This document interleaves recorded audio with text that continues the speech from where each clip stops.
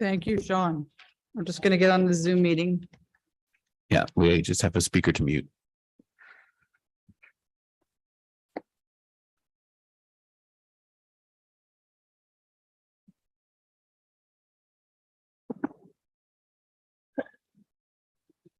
Did you spill?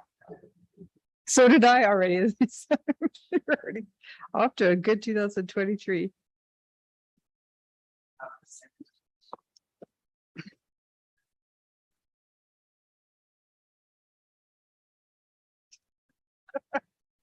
Councillor Jolly, Sean, if you could just test your audio for the new year. Hi, John. Hi, Sean. Happy New Year. Fantastic. Thank you. Happy New Year. So first order of business is we need sippy cups for council. Two of us have spilt. All right, it is 1 o'clock, so I'm going to call the meeting to order for January 10th, 2023. Attendance at the start of the meeting is 100%. Before I adopt the agenda, I have a quick question. Is anyone intending on pulling the Founders Day proclamation or my motion on Founders Day? Because if it was going to get pulled, I was going to amend the agenda to have it done right beginning when we do the proclamation. But if it's not getting pulled, I will not amend the agenda at all. So I need a motion to adopt the agenda as presented. Oh, Councillor Killick, off to a 2023 start. Go ahead.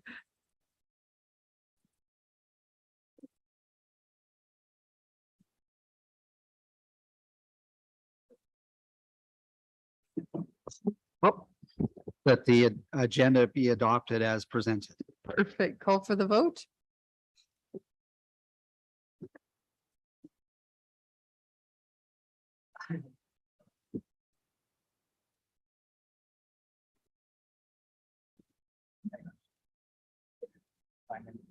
I did. His not working, Sean. I'm not signed in, Sean. Okay, well, Sean signs you in. I'm going to say you're yes. So Mr. Councilor Killick's yes. So that's closed, and I'm assuming that's unanimous. There, yes, unanimous. Thank you. So always a pleasure. The very first meeting generally of the year is the Founders Day proclamation and a kind of a recognition of our history. I have some notes so that kind of combine what I was going to say for debate arguments on my motion on the Founders Day policy, all kind of wrapped up in the proclamation as well. So bear with me. But of course, I don't start every meeting with a land acknowledgement, but today I absolutely will. And I would like to start with respectfully acknowledging that we're in Treaty 6 territory, traditional lands of the First Nations and Métis people. As treaty people, Indigenous and non-Indigenous, we all share the responsibility for stewardship of this beautiful land. So, when introduced in 2012, the Founders Day policy and associated proclamation was intended to be an opportunity to recognize and celebrate the anniversary of the founding of the community of St. Albert. As we all know, this policy and proclamation speaks to January 14th, 1861 as the day we're founded.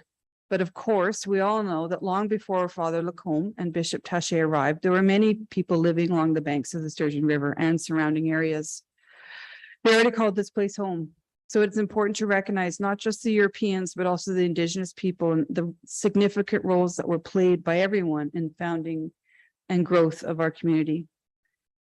We do an annual acknowledgement, and it was described the way it was in policy, and it has been the same for over a decade. You probably don't even realize this, but this is probably the only policy that I'm aware of that actually has the proclamation verbiage embedded in policy, and so we can't change it. However, I do believe that it's time for change of the policy and the wording of the proclamation. So this time last year, you may recall, they indicated that in cooperation with our partners, such as the Arts and Heritage Foundation, we would begin reviewing the council policy to enhance inclusivity and identify opportunities to share more perspectives, more stories, and more experiences that continues to shape the community of St. Albert. We are continuing to read this process with the intention of modernizing the policy and assessing how we can best address the commemoration of persons, places, and events significant to St. Albert in a way that reflects the breadth and depth of our community. So just last December, I provided notice of motion regarding Founder's Day, which is a part of today's meeting. And the motion reads as follows: that both administration and the Arts and Heritage Foundation review Council Policy CCC 18, the St. Albert Founder's Day, and return to council by Q3 with options for modernization that includes promoting a broad and inclusive vision for commemoration of St. Albert's history. It's important that we work towards finding ways to acknowledge and celebrate so many remarkable moments and milestones from St. Albert's history, while also celebrating current and future achievements. As we continue to grow collectively, listen and learn, we honor the importance of the truth, and we will continue to share experiences as a growing and dynamic community. So I will read the proclamation now. And we have with us members of the Arts and Heritage Foundation to come down and receive it. So thank you for attending. I'll introduce you guys all in a second.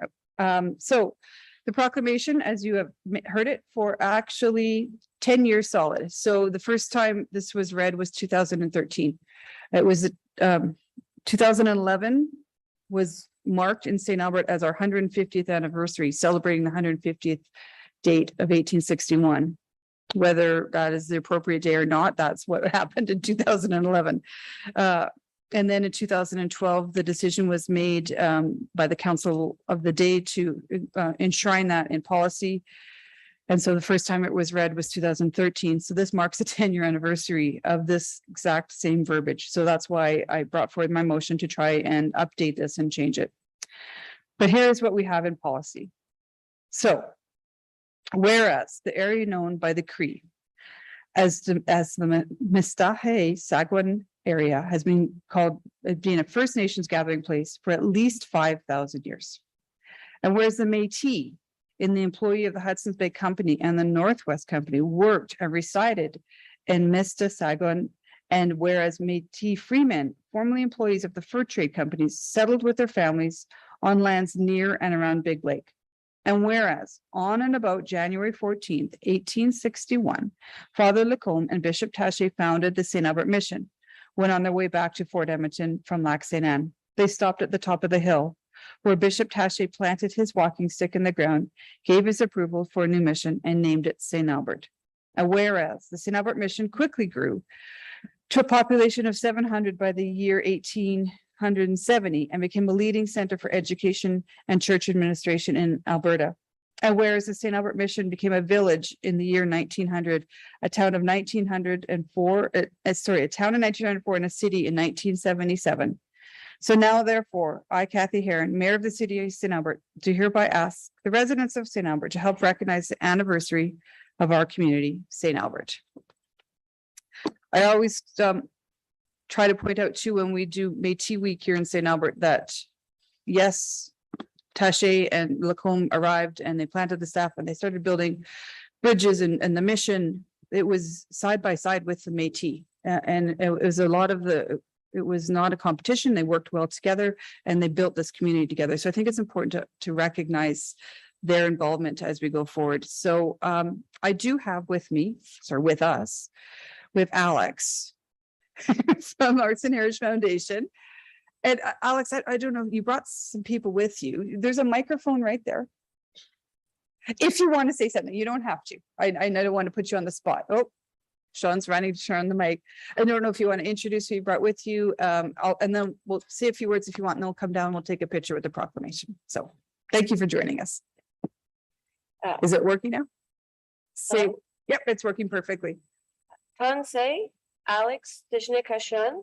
Hello, my name is Alex. Enfem Machif Nia, I'm a Métis woman.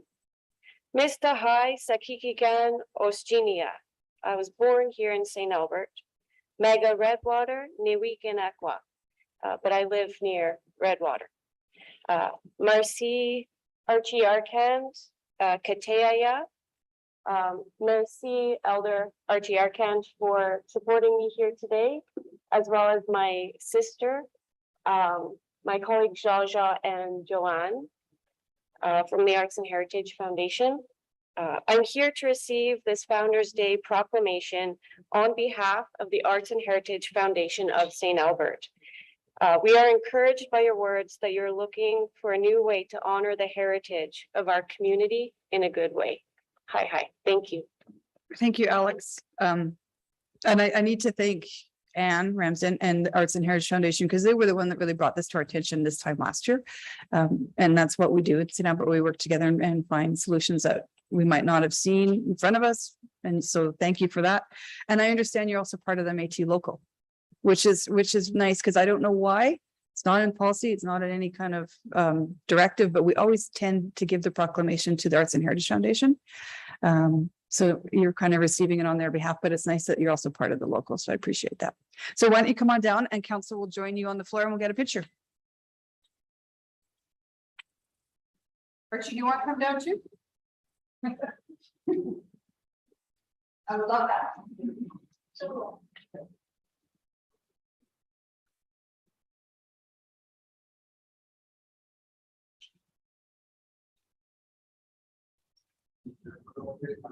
Yep. One way or the other on this. One way or the other.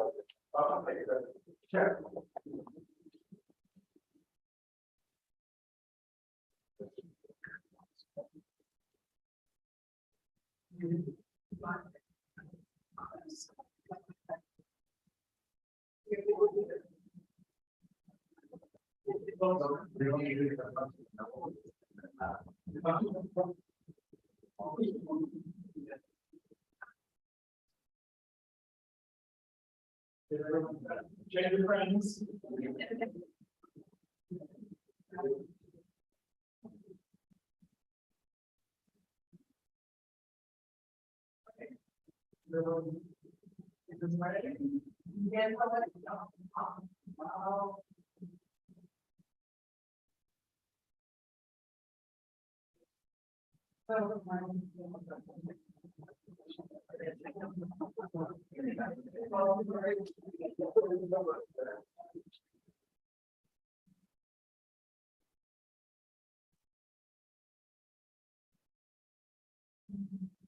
Thank you.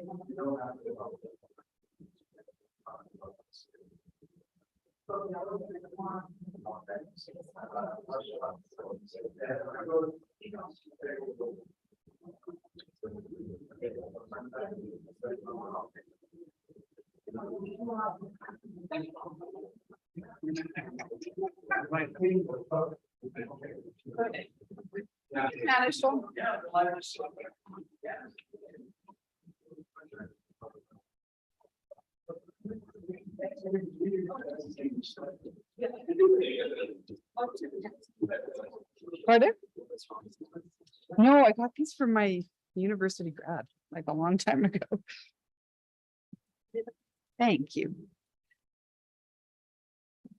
All right. Okay, and is Bill Marsh here yet? I don't see Bill. He's not. Oh, he's online. Oh, okay. Hi, Bill. I don't know why. I just assumed you'd be in chambers. So, Bill, before I go any further, you're speaking to the environmental advisory report. Do you want to speak to that when we get to that point in the agenda? Yeah, Which that's is fine. right away. I can do it at the agenda time. Okay, yeah, we have just like a couple of small things and most of them are on consent, so we'll probably get there right away. So why don't we move on then to, there's no business arising from that. So can I have someone read the consent agenda in? And I'm going to withdraw Councillor Hughes's motion on the it's 11.2, the project charter that on the bench. We're withdrawing that.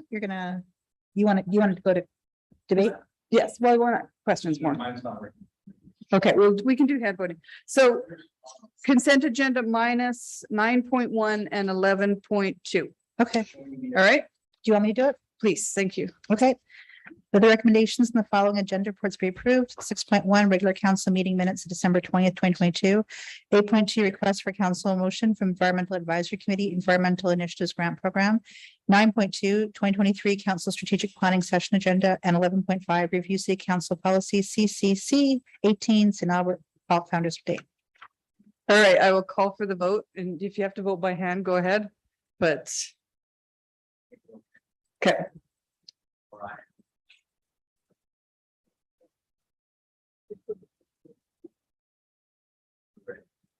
Yeah,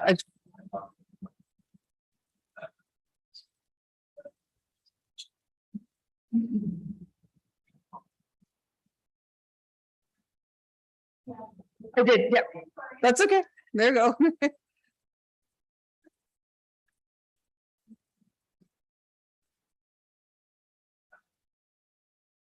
Voting's closed and that passes unanimously. So I was just noticing, so Counselor Killick had requested motion, so he was logged in somewhere. No, that was me. So you did win the race to do the agenda. So I will fall on my sword. When I logged in, I accidentally hit. Okay, The younger, better looking version. yes. Okay, That's not quite. all right, I would have. so you guys are both logged in now, it's all good.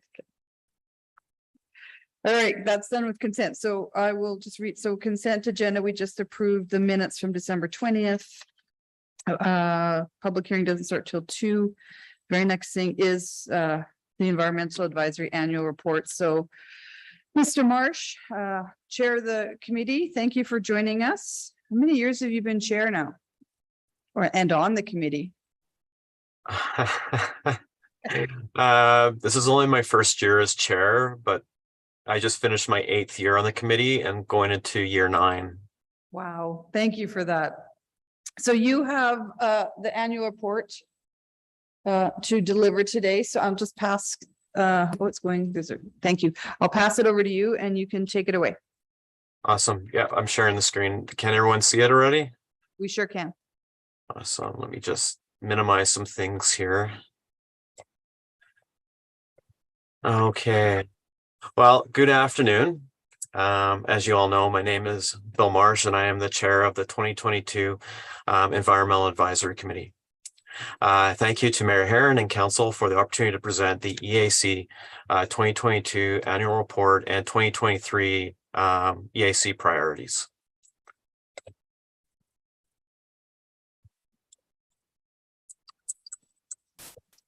As a review, the EAC bylaw describes 3 distinct functions performed by the EAC to meet its goals. Number 1 is to receive information and updates from administration. New information or updates provided to the EAC that are deemed necessary, including topics that EAC will later be expected to provide input or advice on. Number 2, provide input to administration, provide informal comments on environmental projects or issues identified by administration. And item 3 is to provide advice to council, which is written advice typically identified as priorities by council in advance and or align with the environmental long-range plans. The EAC 2022 priorities. This year, EAC had 4 priorities. There's a reoccurring priority, which includes the Environmental Initiatives Grant Application and Community Recognition Program Nomination Review and Recommendations. Second priority is the development of the Clean Energy Improvement Program, or CEIP, which was a significant program area for the city in 2022. We provide advice on the development of the Climate Adaptation Plan. And there was an update in review of the EAC bylaw and sustainable building policies.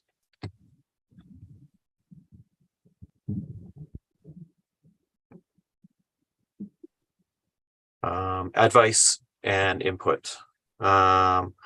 This year, we received and reviewed 12 environmental initiatives grant program applications. We recommended 10 applications to receive grant funding.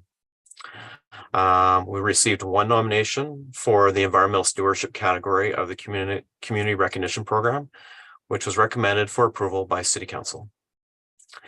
And EAC was involved in the development of the CEIP terms and conditions with the launch of the program occurring in November 2022. And administration will continue to update the EAC on this program throughout 2023. And EAC were key to the development of the city's climate adaptation plan by providing actions about what St. Albert could do to manage the climate risks and opportunities that were identified. These ideas were used in collaboration with ideas from other city stakeholders to help create a climate adaptation plan for the city. And other input. We reviewed the EAC bylaw and no changes were suggested at this time. And EAC provided input on the sustainable building policy, and city staff will complete an internal staff review and return to EAC in 2023. Updates. We receive a number of updates over the course of the year. We received update on the city's waste and diversion programs. City staff attended the meeting from the waste management branch. We received an updates and review of the proposed changes to the city's water conservation bylaw. There was a presentation from staff from Alberta Environment and Protected Areas on air quality in St. Albert and the Capital Region. We did a review of the public operations environmental management system and audit results. We received a review. And received a review of the city's energy management programs and projects in 2022.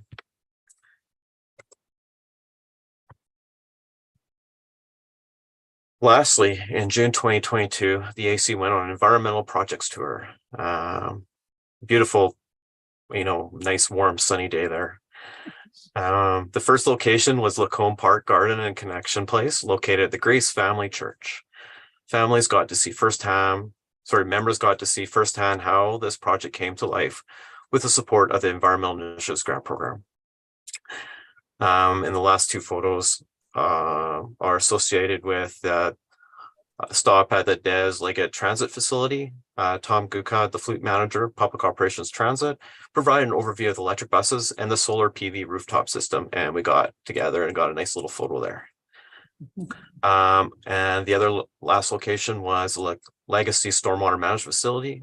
Melissa Logan, the environmental coordinator of Sturgeon River and natural areas, provided an overview of the function of the stormwater management facilities, highlighting the benefits to implementing a naturalized boundary.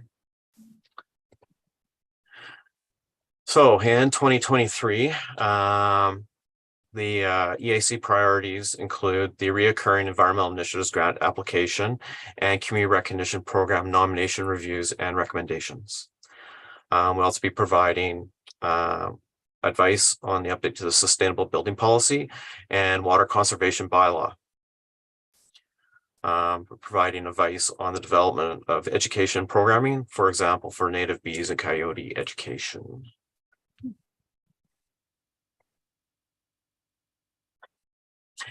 The EAC greatly appreciates the support provided by City Administration in the completion of the EAC's 2022 work plan and priorities. The EAC was always provided comprehensive background information before taking up key issues and making recommendations to Council. And the 2022 Environmental Advisory Committee members were Councillor Killick and Bermansky, myself, Adrian McCarrigal, the Vice Chair, Heidi Cossey, Kevin H.M., Alan Luck, Carmen Piercy, and Monique Vetch. And I believe that is it. All right, thank you, Bill. Hopefully it wasn't too fast. Councillor Killick, when we get to the motion, because you're the council lead, I'll go to you. So council members, any questions for Mr. Marsh on the annual report? Wow. It was all there in black and white, so that was great. Councillor Killick, go ahead.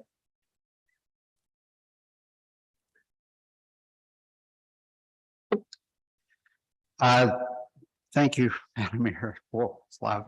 That the Environmental Advisory Committee Annual Report for 2022 provided as an attachment to the January 10th, 2023 agenda report titled Environmental Advisory Committee 2022 Annual Report be received as information, and two, that Council approve the Environmental Advisory Committee's proposed 2023 priorities as set out in the committee's 2022 annual report.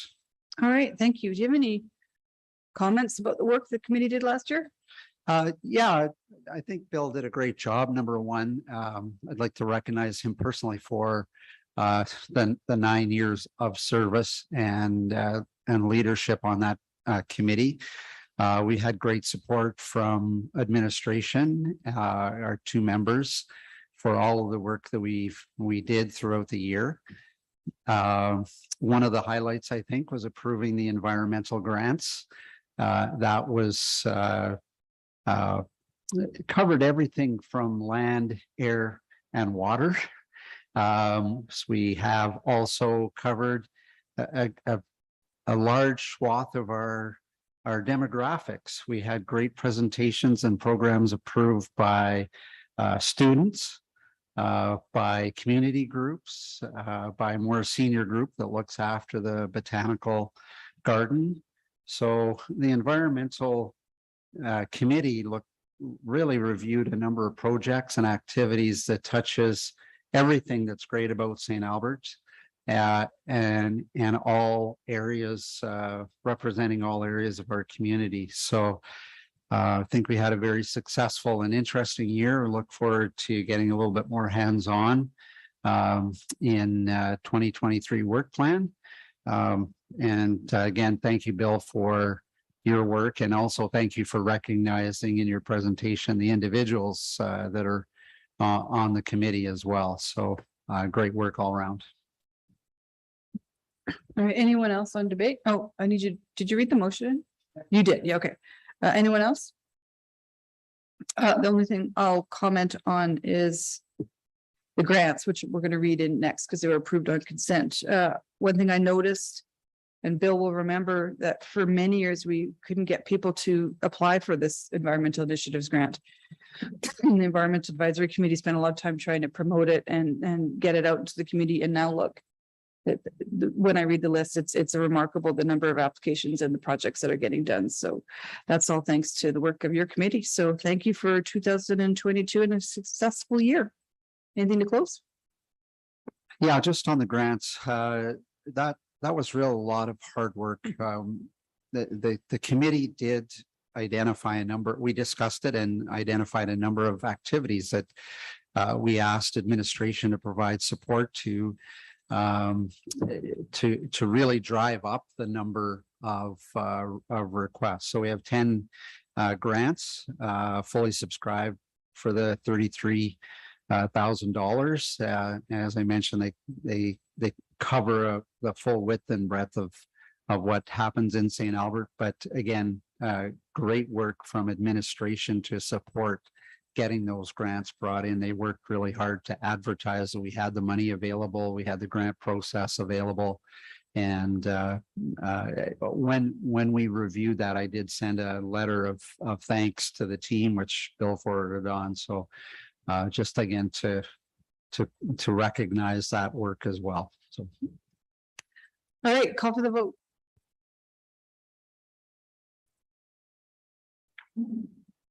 Sorry, it's in favor. Okay, and that motion passes unanimously. So the very next one is the environmental initiatives grant. And so the motion that we approved on consent was that the following environmental initiative grant program funding applications be approved. So there's a lot. There's the Braeside Pop-Up Neighborhood Garden for $2,750. The Coal Mine Road Community Garden Rainwater Capture System for $4,850. The Grandin Village Community Garden Enhancement for $3,788.55. The Joseph M. Demko Biodiversity Project for $1,527.50. Paul Kane High School Botanical Studies Course, $4,695.50. The River Lot 56 Naturalization Project for $3,495. The St. Albert Botanical Sustainable Soil Project for $4,003.68. St. Albert Catholic High School River Education Mentorship Program, $2,010. St. Albert Catholic High School Space Club Air Quality Balloon Project, $1,079.77. And the Star Garden Together We Grow project for $5,000. So for a total funding allocation of $33,200. So there is a lot there. And I just realized, Councillor Killick, you sit on the two committees that have to sit through all those grant applications. So those are big jobs. So thank you for that. Okay, that's all done with, so pulled from consent was 9.2, which was the resolution to cancel the January 24th meeting. Councillor Bermansky, you pulled this? Yeah, go ahead. Okay, the reason for pulling this is because I wanted clarification on the agenda that was proposed for the Friday following the meeting, and if that agenda could be completed at meeting time. And I believe there is enough of an agenda to run the council meeting as per normal. I just want clarification Sure. on the move. Well, I wasn't at agenda planning. I can ask Councillor Jolly as deputy mayor, or I think Councillor Mackay was there. There was a couple of reasons. We were trying to keep October 24th thin because I'll be in transit home from Whistler. Pardon? I did say October, January 24th. And so the last I saw on the agenda planning was nothing but the approval of the committee stuff from the week before. So there didn't seem a reason to have a meeting just to approve what we did at committee. Didn't think about what you're saying about doing the February 27th stuff. So I don't know if anyone on agenda planning.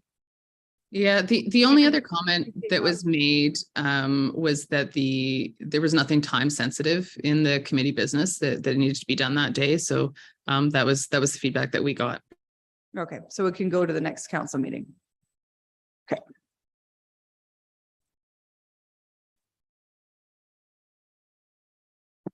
Utility matters. That's correct, I right? think that, if I can jump in. Yeah, go ahead. Councillor Jolly, Madam Mayor, I think there's some, sensitivity in relation to the 27th that requires the attendance of certain individuals, and I don't think that their attendance was available to us next on the 24th, but was on the 27th.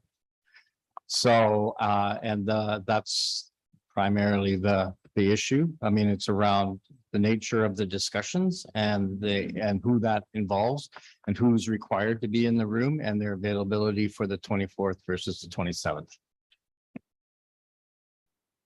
I mean, it's confidential in camera. We can go in camera if you want to talk about it more specifically.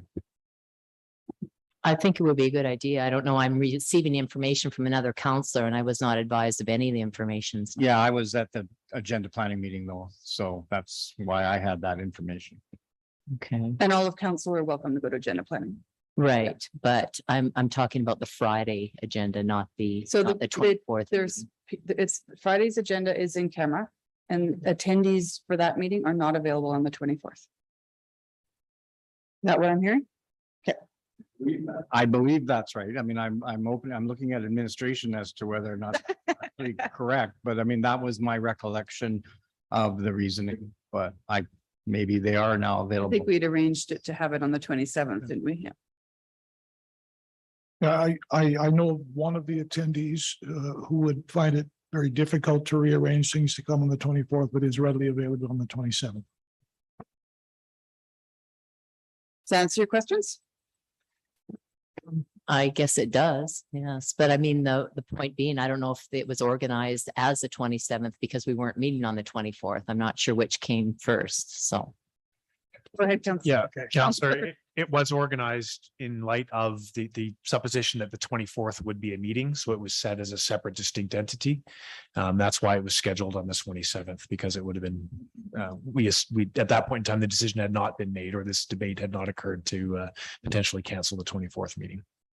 Okay, well, I'll still leave it in place and I'll vote against it, just because I don't think that we should be moving council meetings. You know, there's a schedule for council meetings and we're canceling and then booking on another day. So that's my thought on it. Did you request to make the motion, Councillor Hughes? Yeah, I had one more question though. I didn't look at the forward in the agenda, so forgive me. But on is the 5th a really heavy meeting now? Is it a regular, it's still a regular length meeting? Okay, so we've had it before, we've canceled and then bombarded too, but this one looks no big problem. Okay, I'm going to put forward the motion. Go ahead. now, that the regular council meeting scheduled for January 24th, 2023 be canceled. All right, anything on that? I think we've explained why it's not going to be a heavy meeting. And as regards to the 27th versus 24th, I think that the meeting on the 27th, we should have everybody in attendance and not, even if you were available, Mayor Herron, in transit. I think that this is a topic that we need to have in attendance and not Yeah. remotely. So in light of that, I'm comfortable with that decision. All right, call for the vote. Roll. Oh, Excuse me, sorry. Go ahead. Well, yeah, your worship, we had a discussion about SCOW on the oh, right. Well, so I thought. 17th, Treat them as. so we can separate. we can treat them as separately or Yeah. we could do them as one. So anyways, do Okay, whichever so, time. so for council's information. At agenda planning yesterday, the SCAL meeting, Standing Committee of the Whole, had a fair amount on it for next Tuesday. Since then, a few departments have asked for more time on 3 of the bigger topics, leaving, you sent me an email. Yeah. Leaving very few things on the agenda for next. So I'll read it to you. The following items are being asked to be delayed and brought forward to the February 14th. So pushed a month in standing committee. So the business license amendments, the e-scooters and the naming policy, which was a big one.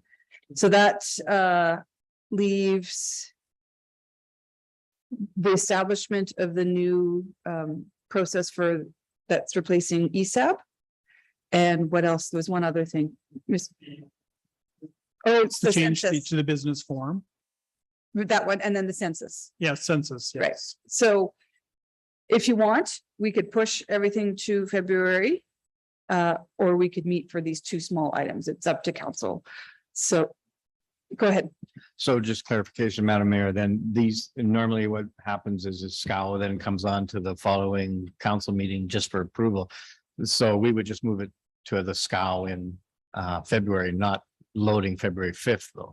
We would just, it would just become That is everything, correct. everything that's on. It would move to Yeah. the 14th of February, and then they would come to the subsequent meeting after. Potentially the census one we might do earlier at a council meeting, though, because there's some time sensitivity. there. Time sensitivity. How heavy is the 14th scheduled now? February 14th. It isn't, it is not, it's not bad. Basically, there's the 3 cleanup items for finance for the auditor. Those are usually more or less pushed through. And the items that are going to come on from this meeting, plus I think there's 1 or 2 other items that were not heavy. So it'll basically be a normal SCAL meeting.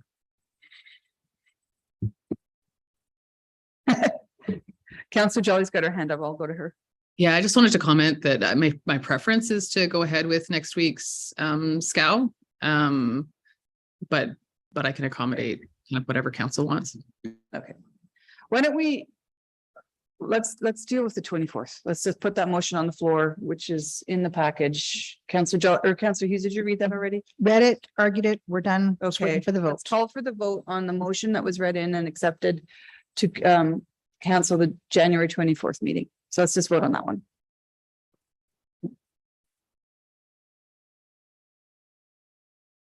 And that motion passes by majority with Councillor Bermansky opposed. All right, now let's deal with the SCOW meeting of next week.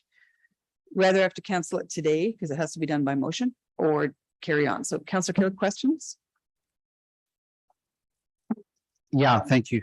Just noting that February 14th is, I plan to be away. And now we're going to make that a very, very important meeting, in particular naming policy, as I heard, and a few other pretty critical items. I do plan to try and call in, but you know, as people promise what internet connections are available versus what they really are, may make it. Well, for sure, the naming policy will have to be done on the 14th, because that one's definitely not ready for next week.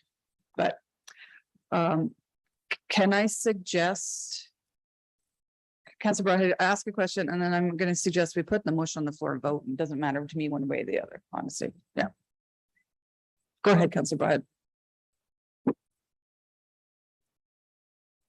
I was going to enter debate, but if you put the motion on the floor, What can you do? Can you put the motion on the floor? I could.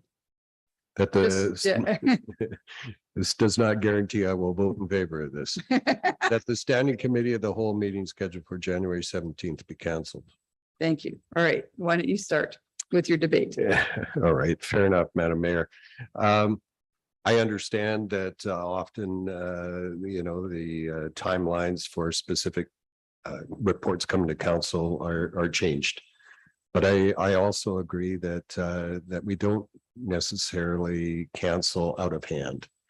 And so we've done one based on lack of work.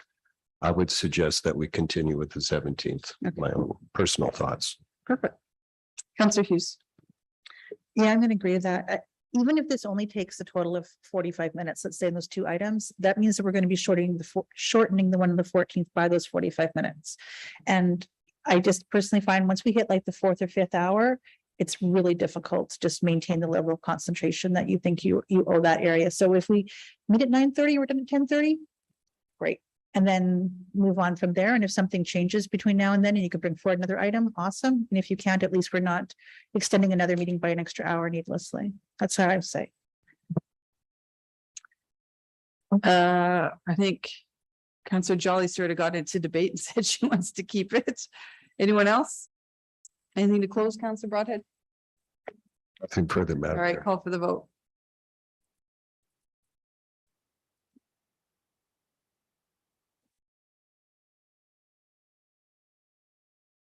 Voting's closed and that motion fails unanimously. All right, we'll see you guys next Tuesday. I had forgotten that you're away, Councillor Killick, and the less time we can keep you online, the better for you. So that's why I voted. Plus, I have a Valentine's Day card for him and It's Valentine's Day. Okay, the strategic planning agenda was on consent. The motion just said that we receive it as information. Strategic planning occurs January 30th and 31st of this year. No emergent items. Is it 2:00 yet? Not quite. Now we're going on to council motions. So the first one is 11.1, the disestablishment of the Edmonton Metropolitan Transit Services Commission. Councillor Hughes, I'm going to get you to read the motion in, and then Councillor Broadhead is requested to go in camera. So I'll get you to read the, Before I read it in, can we just go in camera so that I'm not going to accept the motion. I don't, okay, not gonna accept it. No. I can read it, but I'm Just read it so people know what we're doing. I'm not sure if I want to not bring it forward at this time, is what I'm saying. So if I read it, I'm gonna look at you, Mr. LaFleur. If I don't read it right now, would I then just have the option to wait a meeting? Or if I read it now, does it make a difference? So through the chair, reading it now, if it is not yet accepted by the chair, we just heard the chair will not yet accept it until the discussion in camera occurs, has no impact on your ability to delay it one or two council meetings. You can still do that. You're just, as the chair has said, it's just so that people listening know what we're talking about. That's all. Okay. All right, that's cool. I just want to make sure I didn't take away an option off the table. That council supports disestablishment of the Edmonton Metropolitan Transit Services Commission, otherwise known as the Commission, pursuant to the Commission's dissolution bylaw number 4, effective April 30th, 2023, or prior to the Commission's targeted operational starting date, if practicable, on the basis that it is apparent that the cost to member municipalities of maintaining the Commission in existence is and is likely to continue indefinitely to be in excess of what would be justified by any potential increase in service levels achievable through the delivering regional transit under the commission model. And that the mayor on behalf of council is directed to send a letter to all 8 directors of the commission with a copy to the mayors and CAOs of the 8 municipalities that appointed those directors, the commission CAO and the Minister of Municipal Affairs, communicating the above resolution of St. Albert Council and requesting that at least 3 of those directors initiate the process of commission disestablishment by signing and delivering a notice of motion as provided in sections 4 and 5 of the commission bylaw number 4.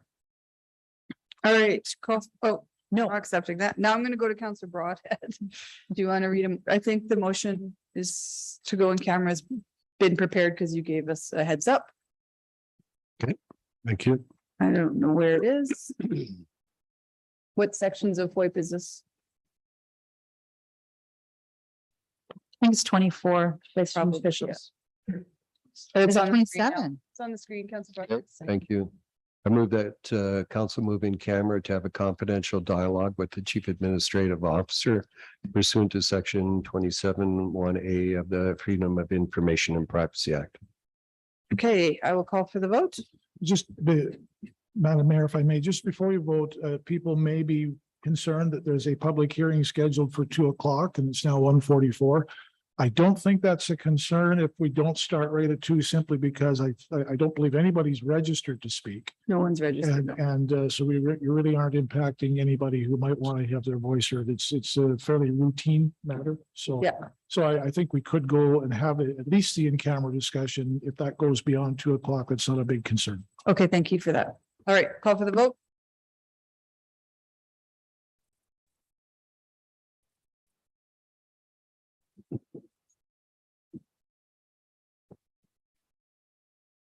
That motion passes unanimously. Are you doing the breakout rooms for us? It's all good. Okay.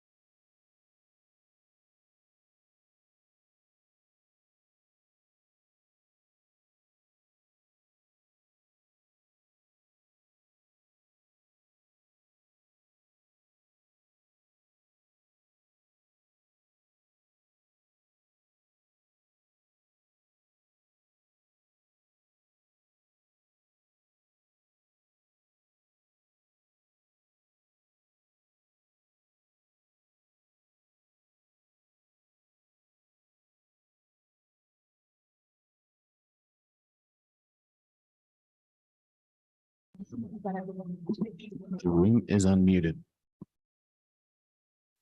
Okay, we're back. Councillor Killick made a motion to reconvene in public, so we're back in public. Councillor Hughes, after our conversation, I'll turn it over to you. Thank you. So after talking to legal and getting some advice and some perspectives on what's happening, I have agreed to withdraw the motion. And what I'm going to do is simply wait to see what happens on January 19th, which is the next commission board meeting. There's been a plan approved publicly to come forward with a plan with decommission. And so from that point forward, we'll see what the board chooses to do about enacting that plan and providing timelines and giving us a better perspective. So if necessary, certainly that discussion may come up in the future, in the near future. But at this point, I'm going to leave it in the hands of the Transit Commission Board to take the next step and then take it from there. So any further decision will happen after January 19th. That's it. Thank you. All right, that motion is withdrawn. So we are now moving back in time to agenda item 7.1, which is a public hearing. I noticed everyone got one of these little laminated public hearing processes. Thank you to Ledge for doing that for us. So I'm going to open the public hearing for bylaw 33, 2022, which is the downtown area redevelopment plan amendments. We have Mr. Craig Walker from planning. Hi, Craig. To walk us through this administratively led amendments, which for the most part, from what I can tell, are quite small and minor. So go ahead, Craig. Thank you, Madam Mayor, and just want to confirm you can see my screen okay? Yes. Perfect. First of all, Happy New Year, members of council. This presentation today is going to summarize various housekeeping amendments that administration is proposing for the downtown area redevelopment plan to ensure that this document is consistent with the much newer municipal development plan and with the future land use bylaw update expected later this year. And our objectives, Madam Mayor, are not so much to change anything per se, but rather just to increase clarification and to remove the potential for any perceived regulatory or policy inconsistencies that might impact future downtown applications for redistricting, subdivision, or development. So let's jump in. The MDP, the Municipal Development Plan, envisions downtown as a high-density, mixed-use, thriving business district. And to help achieve this, the report had referenced multiple council policies, which aim to streamline regulations and to ensure that MDP policies trickle down into lower-level planning documents as well. So what do I mean by that? Council are acquainted with this planning hierarchy diagram, which essentially goes from high-level provincial legislation at the top, then to regional policy, and then to various kinds of planning governance at the municipal level. And in St. Albert's instance, in 2021, a new municipal development plan was adopted. And then later this year, the land use bylaw update is anticipated, which will aim to implement certain policies mandated by the municipal development plan, like reducing development barriers and enabling more private sector innovation. Simply put, if you like, the MDP is sort of the what, and the land use bylaw is the how and the where. But then in the middle, we have area redevelopment plans. And unlike a municipal development plan and a land use bylaw, which are both required by the Municipal Government Act, an area redevelopment plan is an optional planning document in order to bridge the gap between the 30,000-foot aspiratory policies of an MDP and the ground level, highly detailed, nitty-gritty development regulations of a land use bylaw. So if you are going to have an area redevelopment plan, it needs to align both up and down. And in DARP circumstances, primarily just due to its age, it really just needs a bit of minor housekeeping. So as demonstrated in the redlined DARP document that was included in the package that you saw at first reading, the amendments primarily involve minor text changes to select figures and clarifying detailed regulatory language. Within that same report that went to first reading, attachment 3 in there contained a bit of a cheat sheet summarizing the rationale for about several dozen proposed amendments. And I'm just going to overview some of them here, which are representative of the bulk majority of them. So, first example, in 6 different figures, we've proposed to amend their map legends so that they don't read parking structure, but rather potential structured parking location. And the rationale is that it avoids any perception that someday there'll be 5 structured parking locations downtown. So in the map, you can see these little P's indicating a parking structure. That's never intended to be 5 different parking structures. Rather, these are potential locations which may or may not be suitable for a parking structure, not 5 of them. And this text change will also make the wording in these legends consistent with existing wording used elsewhere throughout the document. In another example, in figure 32, we've proposed to amend this map legend so that it doesn't reference a required commercial or public use along these red streets you can see here, but rather as preferred locations. And the purpose of this policy, it's ultimately to foster what planners like to refer to as vibrancy at the street level. However, it's the land use bylaw, not the DARP, which should regulate the specifics. And Madam Mayor, it should be noted that back in 2010, when DARP was originally approved, there was limited direction in the land use bylaw about downtown at that time. A couple of years later in 2012, the downtown district was added into the land use bylaw, taking that direction from DARP to address these kinds of matters. However, those original detailed regulations still remain within DARP and are now overly prescriptive in our view. Within an area redevelopment plan, detailed regulations are challenging to enforce as well. For instance, Part 642 of the Municipal Government Act stipulates that if somebody applies for a development permit, if their application complies with the land use bylaw regulations, the development officer must issue that permit, according to the MGA. Accordingly, this amendment will remove any perception that DARP is the final word on development regulations, since that's the role of the land use bylaw. Put another way, if we just hop back to that planning hierarchy diagram for a quick sec, an area redevelopment plan shouldn't contain more detail than a land use bylaw. And right now that is occurring in a few instances, and that's what we're trying to clean up here.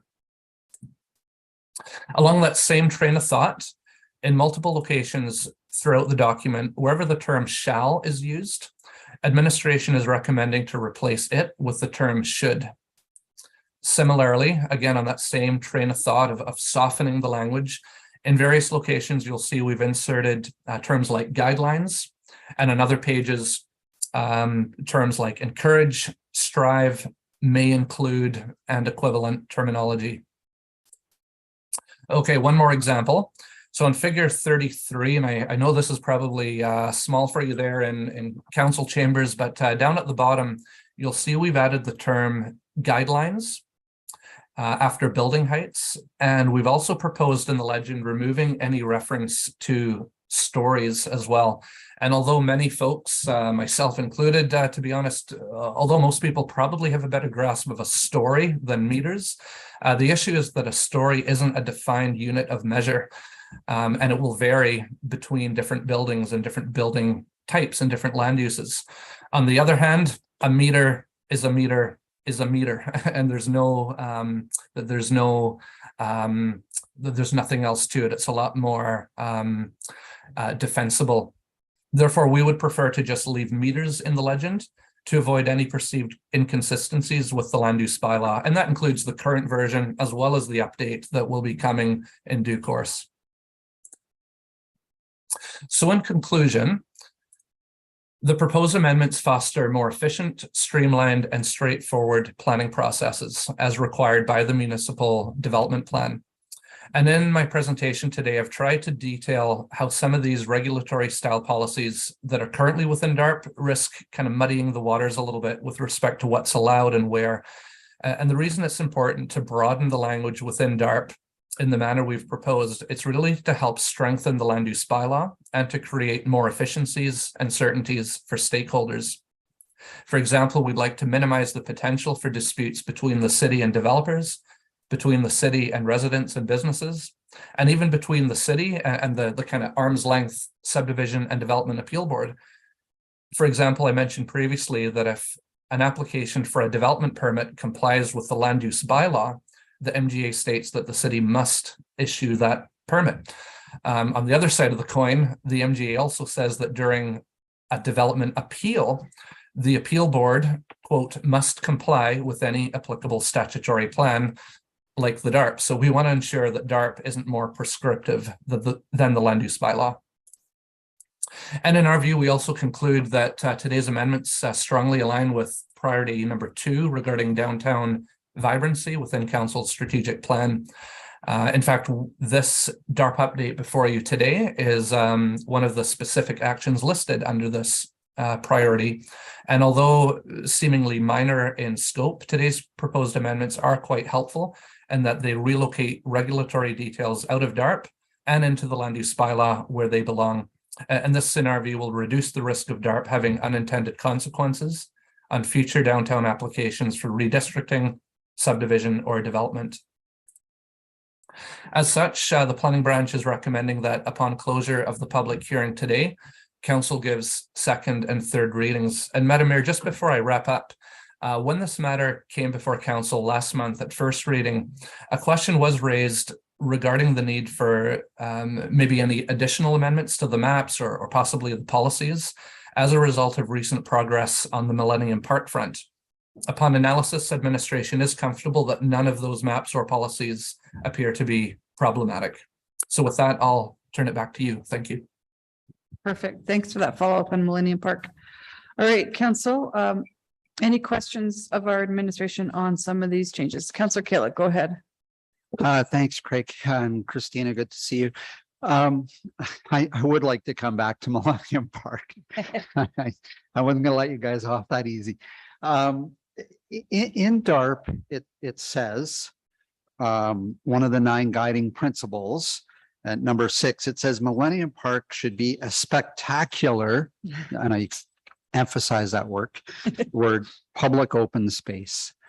The drawings in DARP all show open to the river. They actually make reference to removal of the standing grove of old trees there, and this is the basis of the questions from when it was first presented. Is what is shown in DARP is what I think wouldn't be a spectacular park, and yet the walkthrough that we did with the current plan and that we've actually approved the next step on design for it is significantly scaled back. And I know that's with a great deal of input from public engagement and cultivate the conversation and other opportunities, I guess. But I'm really having a hard time lining up how we say DARP is a high-level guiding document, and it shows, as I said, the word spectacular, and it shows us great open space. And then we have kind of shrunk things back to a much smaller condensed version. And I'm really trying to understand how those two line up, or because I see them as a disconnect. Through the chair to Councillor Killick, happy to answer that. Although personally, I haven't been involved in the Millennium Park file specifically. From DARP's perspective, it specifically states that the physical concept is not intended to be prescriptive. Proposals that deviate from the concept should be considered, provided they satisfy the intent of the DARP and contribute to an exciting and vibrant downtown. So, although I haven't been involved with Millennium Park specifically, my advice would be that DARP neither helps nor hinders the specific outcome of Millennium Park. That would be council's prerogative, I suppose, and DARP wouldn't interfere with your ability to make decisions in that regard.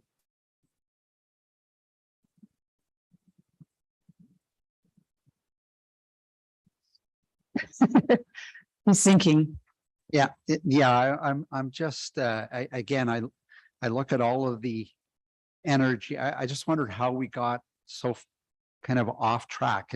As you said, it's supposed to be a guiding document. It's not prescriptive. I get that. You don't want to have a document that says, well, you can only cut down this tree and not that tree, or, sidewalk has to be an XYZ place, or a sign has to be, exactly on this corner. I understand that DARP is that high level guiding document, but somehow that high level guiding document, we ended up with a plan for Millennium Park that does not feel like it met the intention of DARP, and is the current plan, I would say, is not meeting anywhere close to the words as spectacular.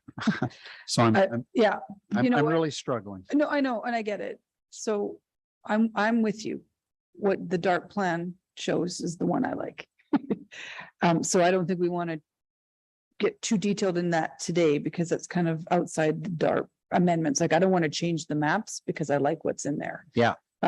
And it should be taken up probably through the capital charter and the next phase of design. But I think we need to continue. I'm with you to express that desire. But I think Mr. Fletcher wants to add to this. Well, yes, your worship, I think you hit the nail on the head. So they're two separate but related issues. So, and obviously today we're seeking to have the DARP updated. And I don't think, barring any further questions or issues, our recommendation is that it's good as it is. Your concerns over Millennium Park specifically and the design and the concept for that, I would submit is a separate discussion that should council desire, right, we will revisit that with you. I totally agree, and I did see it as separate items. You have my commitment that we'll be bringing it forward for further discussion, and just then I'll close. Generally, I see the alignment of all of the changes of being less prescriptive around should, and changing it to shall will make it give more flexibility and alignment to other activities that we have in planning. So that the rest of it all makes sense to me. Thank you. All right, I noticed Councillor McKay's already signaled to make a motion. There are no registered public speakers, so if I see no more questions from members of council, no members of the public, so Councillor McKay, motion to close the public hearing, is that what you wanted to do? Okay. That's the protocol. That the public hearing on bylaw 33/2022 be closed. All right. I will call for the vote.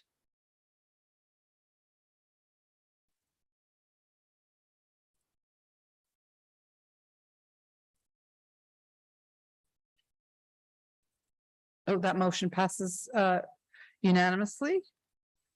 Now we are on to second and third reading. Councillor McKay, do you want to keep going? Oh, yeah, you're still, okay, thanks. Counselor, if you could turn your microphone on. Sorry, What was that? I didn't have my mic on. Oh, I can hear you so well. And Okay, then go ahead. the voice of Sean came through. That's, I apologize for everybody else, start over again. That bylaw 33/2022 being amendment 2 to the downtown area redevelopment plan be read a second time. All right, I will accept that. Anything you want to comment on? Just I want to thank administration again. I mean, I realized when they were putting this together, I mean, they took the opportunity to look at kind of cleaning it up as Mr. Walker mentioned in his presentation, and I want to thank administration for identifying that there is an opportunity to look at actually better aligning our other planning documents like the MDP and the LUB land use planning that provide and I believe these are his terms, Mr. Walker. I apologize if I don't get them correct, but it's the appropriate level of guidance in accordance with just a normal planning framework. So this is all that, it's just housekeeping amendments. And as identified earlier in a previous question, it really provides, it's less prescriptive, to be precise, and it allows us some flexibility, and it doesn't really force us into a planning box. So. Sure, Councillor Hughes. Yeah, just briefly, I'm going to support this because thank you to administration for bringing this forward. Because the problem we've had with DARP is it has been too prescriptive. And I think it has affected the desire to do development in the downtown area, because some of the requirements have just been too difficult or onerous or expensive to be able to meet. So even this gentle softening of it, which I'm even more supportive if you want to even go more than what's been done right now, to allow more flexibility than just must adhere to a plan that most people aren't interested in adhering to when it's been brought forward to them. I think is necessary to at least start this process, because it's quite clear after 12 years and virtually no development that's actually met the DARP plan that revisions need to be taken into place so that we do encourage development. And this is the first step to it. And I'm looking forward to seeing what you bring forward in the spring. That's it. All right, I see no more members of council weighing in. Councillor McKay, anything to close? Do you want to vote on second reading? And Yeah, close on second. close reading? I apologize. No, I don't. I think it's all been said. All right, call for the vote.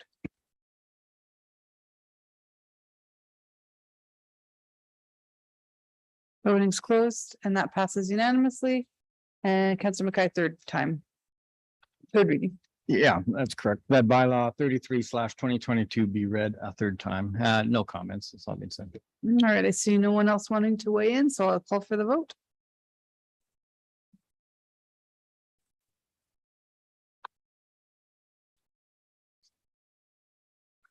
Voting's closed, I guess, and that motion passes unanimously. That's it.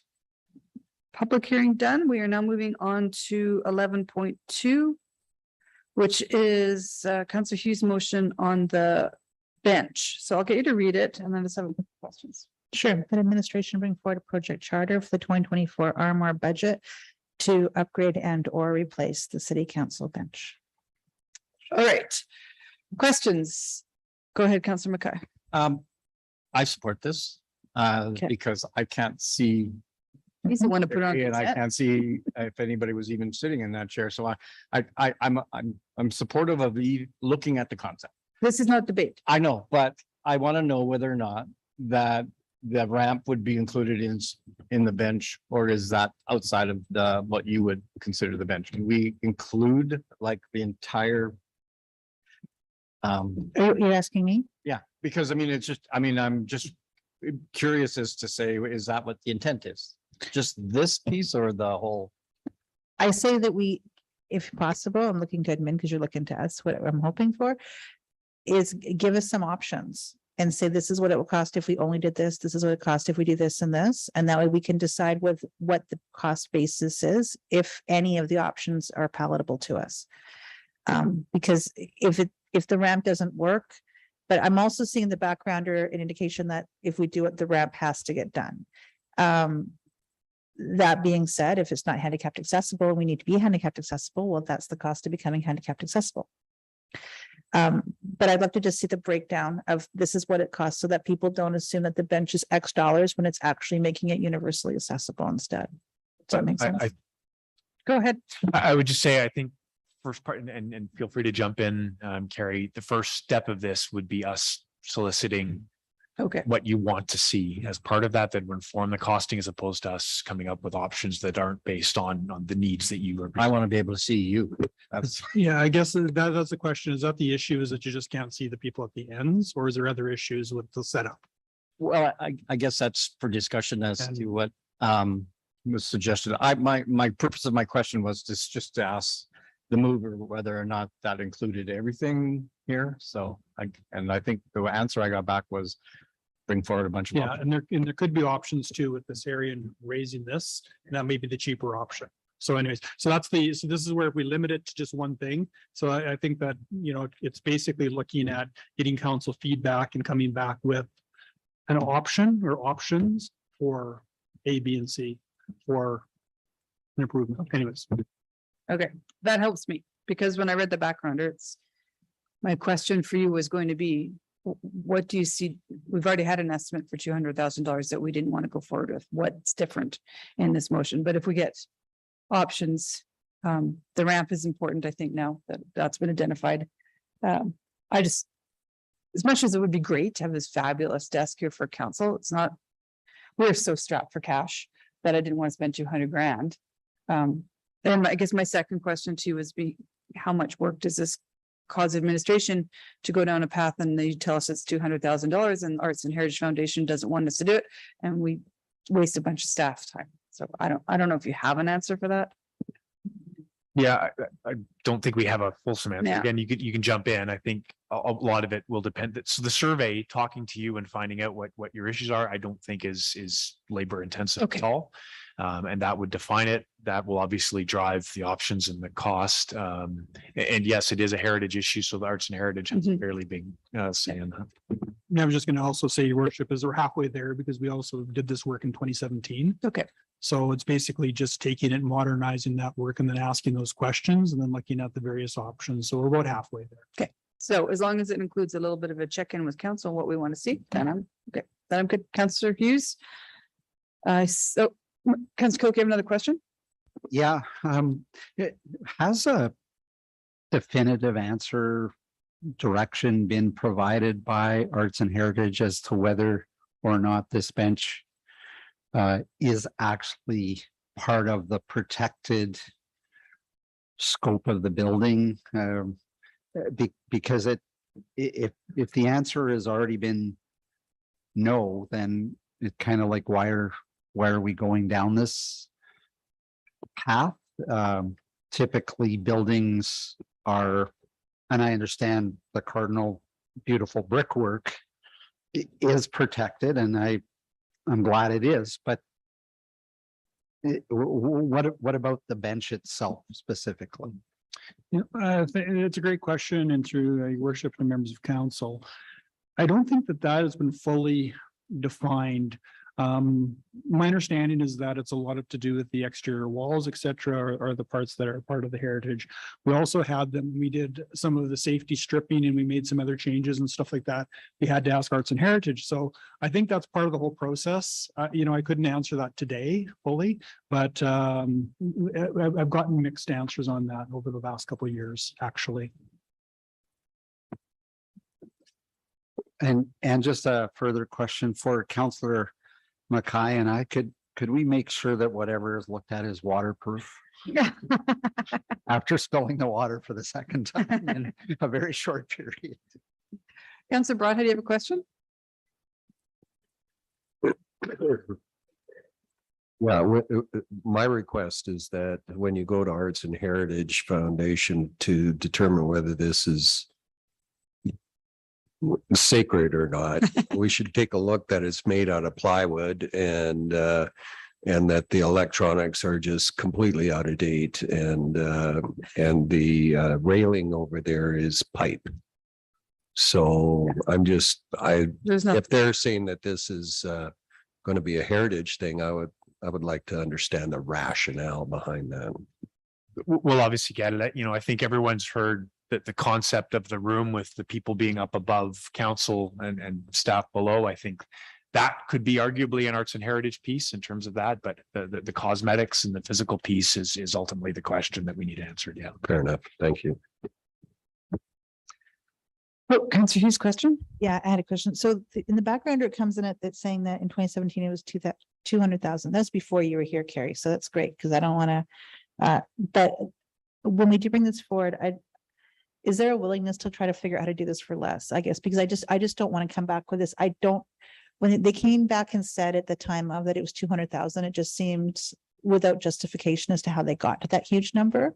And I'm hoping that in the event this does pass, that we find a cost-effective solution and we don't come back and just say it's too cost prohibitive. So I think one of the options that we could do through the process is we could look at the Chevy Sprint, the Impala and the Cadillac, and give you the three options in there. And as long as they meet the requirements of approval, then we can bring those options forward. And if there's a reason why it has to be one thing or another, it's probably because of the bulk of that is cement. Yeah. It's probably where the cost is coming from. All right, I see no more questions. Councillor Hughes, you read your motion in. I accept it. Any debate? Yeah, I consider it was on consent. I'm thinking it'll pass because all I'm asking for here is that we just come back and discuss the options. This isn't about committing ourselves to doing anything at this point next May. It's just about coming back and having that discussion about what it costs, what are the benefits, and deciding if we want to do anything at the next time or not. When I look at this bench, the challenge I have is that the people who don't have to work behind this bench don't understand the challenges that we have working behind the bench. And it's assumed that you should want to work under any living circumstances, but there's a limited number of plugins. Some of them don't work. We have a bar here, like this other platform that has no understanding of why it is 18 inches wide, but takes away from our actual workspace. Anybody who's over from the middle to the end has a difficult time seeing all of administration. There's so many challenges with this that was developed in 1982. And when I look at the fact that this is 40 years old and that the technology of the day 40 years ago, there were no laptops, there were no cell phones, there were no tablets, there was no electronic voting. There was none of the demands electronically that we require today. And yet everything that we've done to try to match this has been piecemeal, band-aided, and trying to be done for the day or for the minute, but not really addressing the needs of what we need for technology moving forward. So I just want to have this discussion and see how much it's going to cost. And I understand saying that it's going to be 200,000 would include the ramp for the wheelchair. But then what are we also saying if somebody who got elected was in a wheelchair for any portion of their stay, they would have a difficult time actually getting to their position. So it's saying that we want to have universal access, but then also making it physically prohibitive for people to easily access it if they were in a wheelchair is a mixed message as well. So this is just about recognizing the fact that every 4 decades or so, we want to look at discussing upgrading the work area of the council so that we can actually do our job as well as possible. This is our only workstation. The mayor does have an office, but for the other 6 of us, this is it. And when we're trying to make decisions, it's just helpful if we have the space and the ability to be able to see the people they're working with and the ability to plug in all of our electronics without triaging it and get the job done as well as possible. That's it. Thanks. Councillor Killick, anything on debate? Yeah, just very briefly, I found it interesting that our CAO brings up the point of the hierarchical positioning of, one group being higher than the other. That in fact is one of the things I find the most awkward and weird and uncomfortable about sitting up here as though we're, looking over and better than everybody else. I look at best practices in the city of Edmonton and city of Calgary. Their city halls have people at the same level working together, teamwork. And I just find this super weird and old school. So interesting that you brought that point up. I think it would be a great opportunity to remove that and build some teamwork by removing these kind of artificial barriers. So thank you. Councillor Broadhead. Thank you, Madam Mayor, and thank you, Councillor Hughes, for this motion. I couldn't agree with you more. I was going to say, if you zoom in on the mayor's desk over there and you see all the wires and everywhere, that's the way it is behind every one of our stations. And just trying to the point that Councillor Hughes made, try to work here. It's just awkward. And yeah, and I too believe it should be an area that is conducive to good working relations and all the rest. So thanks for the motion. Anything to close? Oh, Mayor, may I? Oh, I didn't see your hand. I'm sorry. Go ahead, Yeah, Natalie. that's okay. I just wanted to briefly say, however many years ago when we voted on updating the ramp, I voted for that because I do believe that accessibility is critical for council. So I'm supportive of this motion. That's all I have. Thank you. Sure. All right, Councillor Hughes. Just to close this, I'd love to see an option that says significantly lowering of the ramp of what the cost would be if we just demolished it and then. Because then we wouldn't have a handicapped accessible issue, right? Is if it was significantly either no slant or a very limited slant. That might be an option as opposed to trying to figure out how we make this work at this height. As Councillor Killick mentions, that I'd love to see I want to see every single option we can that we can work with it to make this cost effective and also make it work long term. Because this is done every 40 years or so, or every half century. So we just want to make sure we don't band-aid it up. That's it. Put in room for 9 councillors. Yeah. Call for the vote.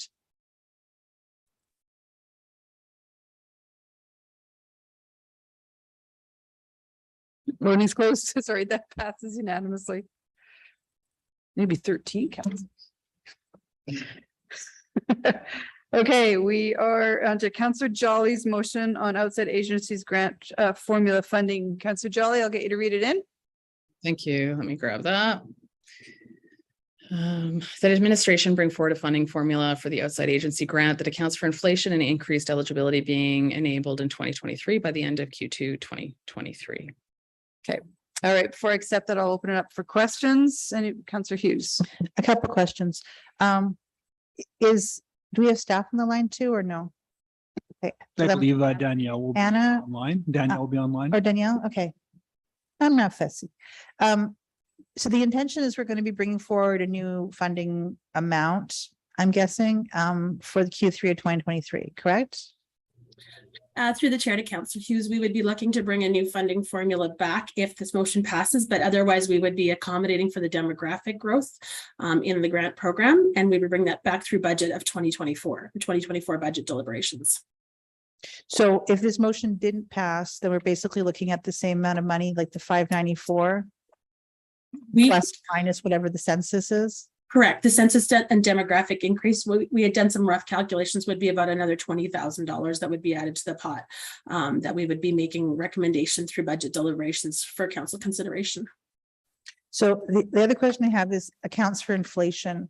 And this is to you, Councillor Jolly.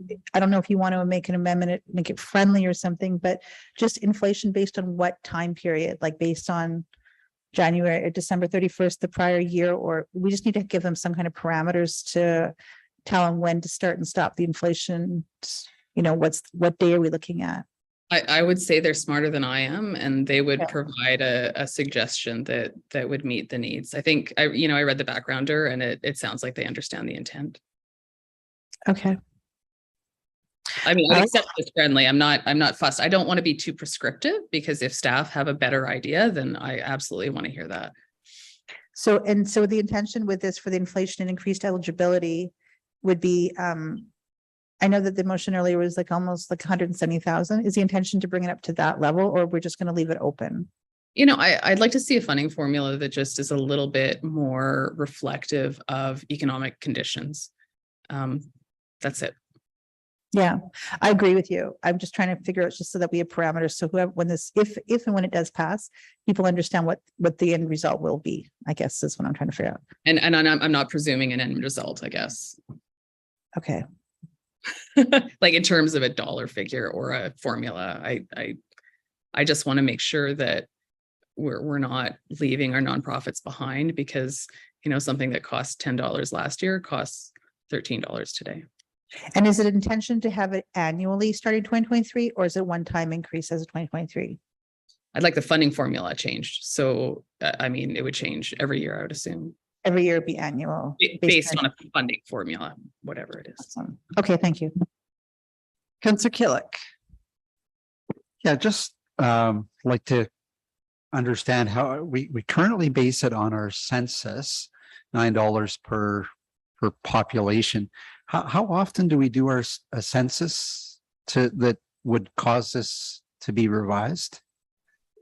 We're going to up it by about 20 grand this based on this census, but is that only every 2 years we do a census or?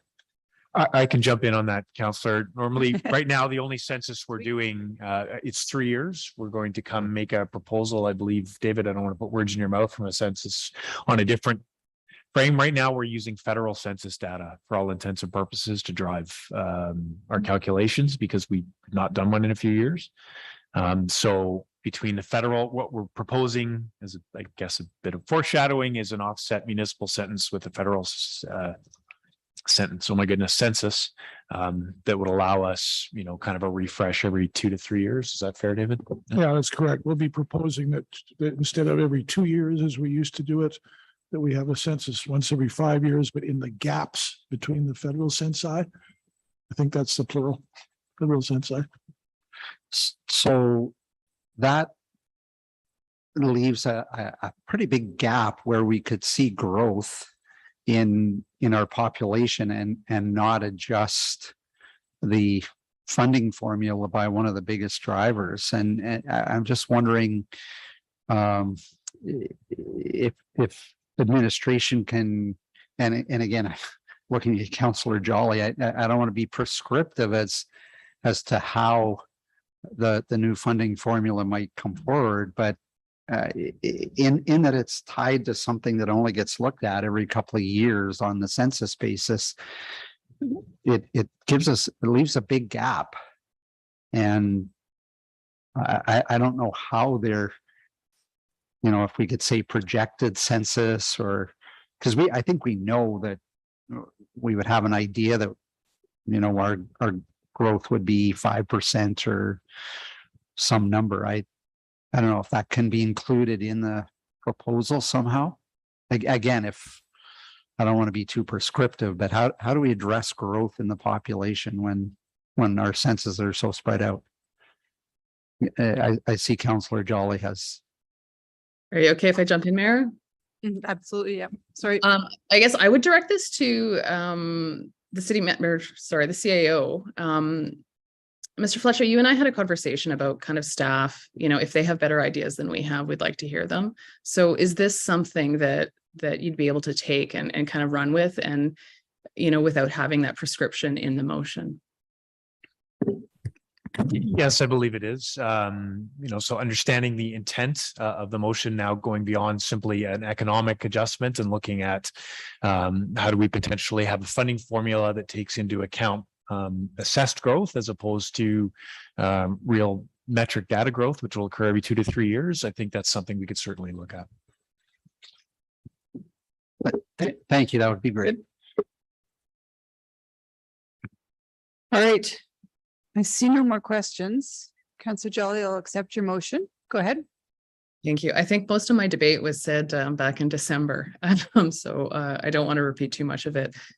This year, we really saw something unusual, or in this past year, in terms of inflation and the way that's impacted our nonprofits. And right now, this grant policy doesn't address those economic realities that we're facing right now, and that we really haven't faced in the last decade.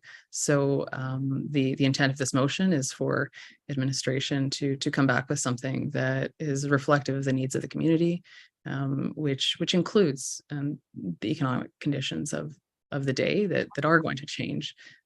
So that's why I brought this forward. All right, Councillor Hughes, go ahead.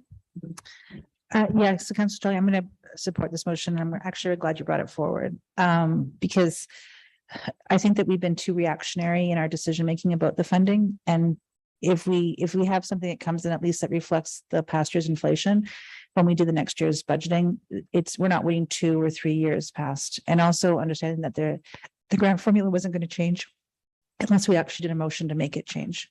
And considering that we have increased the eligibility quite dramatically in the past several years, we need to reflect that moving forward. So I think that this is a really good motion to have. And it is what it is, but we have to be able to support our agencies effectively relating to inflation. So thank you for this. Councillor Mackay. Yeah, I'm not going to add much more onto this because I did say, like Councillor Jolly in debate at the budget, but I obviously support this. I mean, both Councillor Jolly Counselor Hughes, Counselor Killick, Counselor Bermansky, the mayor, we've all sat on community service advisory committees, boards, and we see the need in our community. But that's what also drove our review back in 2022 around some of the internal policy changes that are now going to be coming back to us on 2023. So I look forward to this just being an ongoing, I look forward to whatever the formula is, we'll actually continue to address some of the issues, whether it's impacts in relation to inflation, or whether it's other impacts in relation to the workforce, or whether it's even our own ability to sustain our agencies ourselves. And so I think this is a lot bigger than just a one-time looking at a funding formula, but I think this goes more in relation to all of our internal processes, because we can see what happens if we don't have whether you want to call them sidelines or boundaries or guidelines. I think then all of a sudden we get into a whole bunch of one-offs, and we saw that at budget time. So I support this, but I'm also looking forward to what's coming back in later on in 2023. All right, anything to close, Councillor Jolly? All right, call for the vote.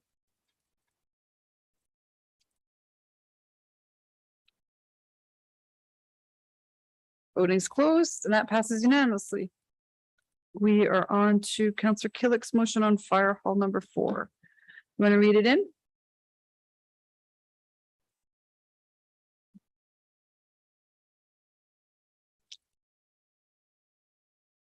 That a revised scope fire hall number 4 project charter for a 2-bay 6 sleeping unit standard construction building is brought to council for consideration and approval by April 30th, 2023. Perfect. I will open it up for questions of council to either administration or the mover.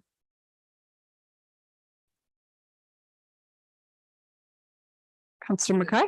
I have a question, probably more to administration in relation to this, but in the community of the whole meeting that we had when this was presented as a modular construction building, is it my understanding that we're looking at approximately the same costs, whether one's modular or whether one's permanent?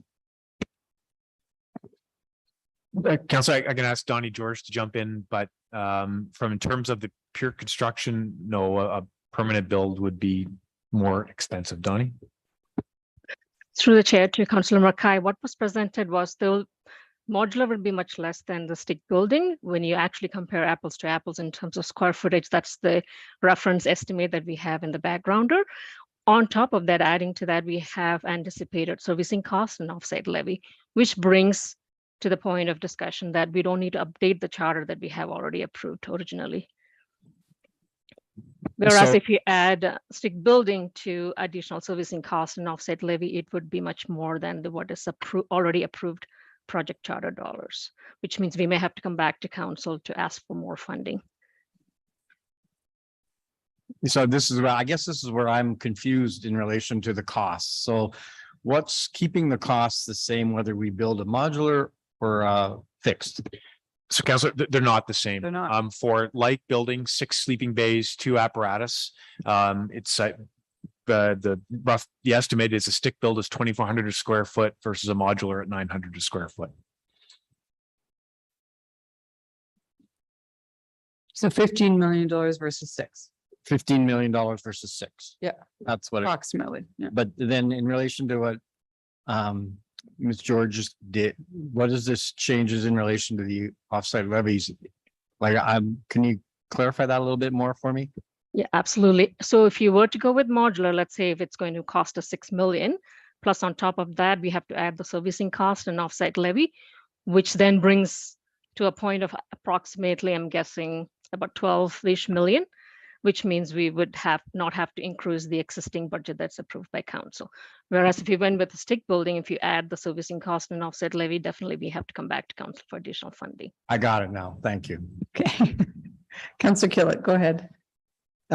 Yeah, I'm not sure who to direct this to, but I did send in an email as I'd committed after our first review of this with some questions, and one that still is outstanding is we bought all that land for 7/8 of it roughly, or 3/4 of it are for a transportation hub, kind of a bus turnaround transportation center, and yet we're allocating all of the costs to the fire hall, and it seems like we should have had two separate budgets that said part of that land, to keep accounting straight, 3/4 of the land is used for something totally different. Why would we be allocating all of that cost to the fire hall, which essentially drives the fire hall cost up? Is that standard accounting practice, or? Thank you, Councillor. In that case, I think I'll ask Diane McMorty perhaps to chime in initially. Hi, Diane. Hi, thanks, Councilor Pillar, for the question. You bring up a fair point. I think what sort of drove that one is that the availability of this land came about fairly quickly.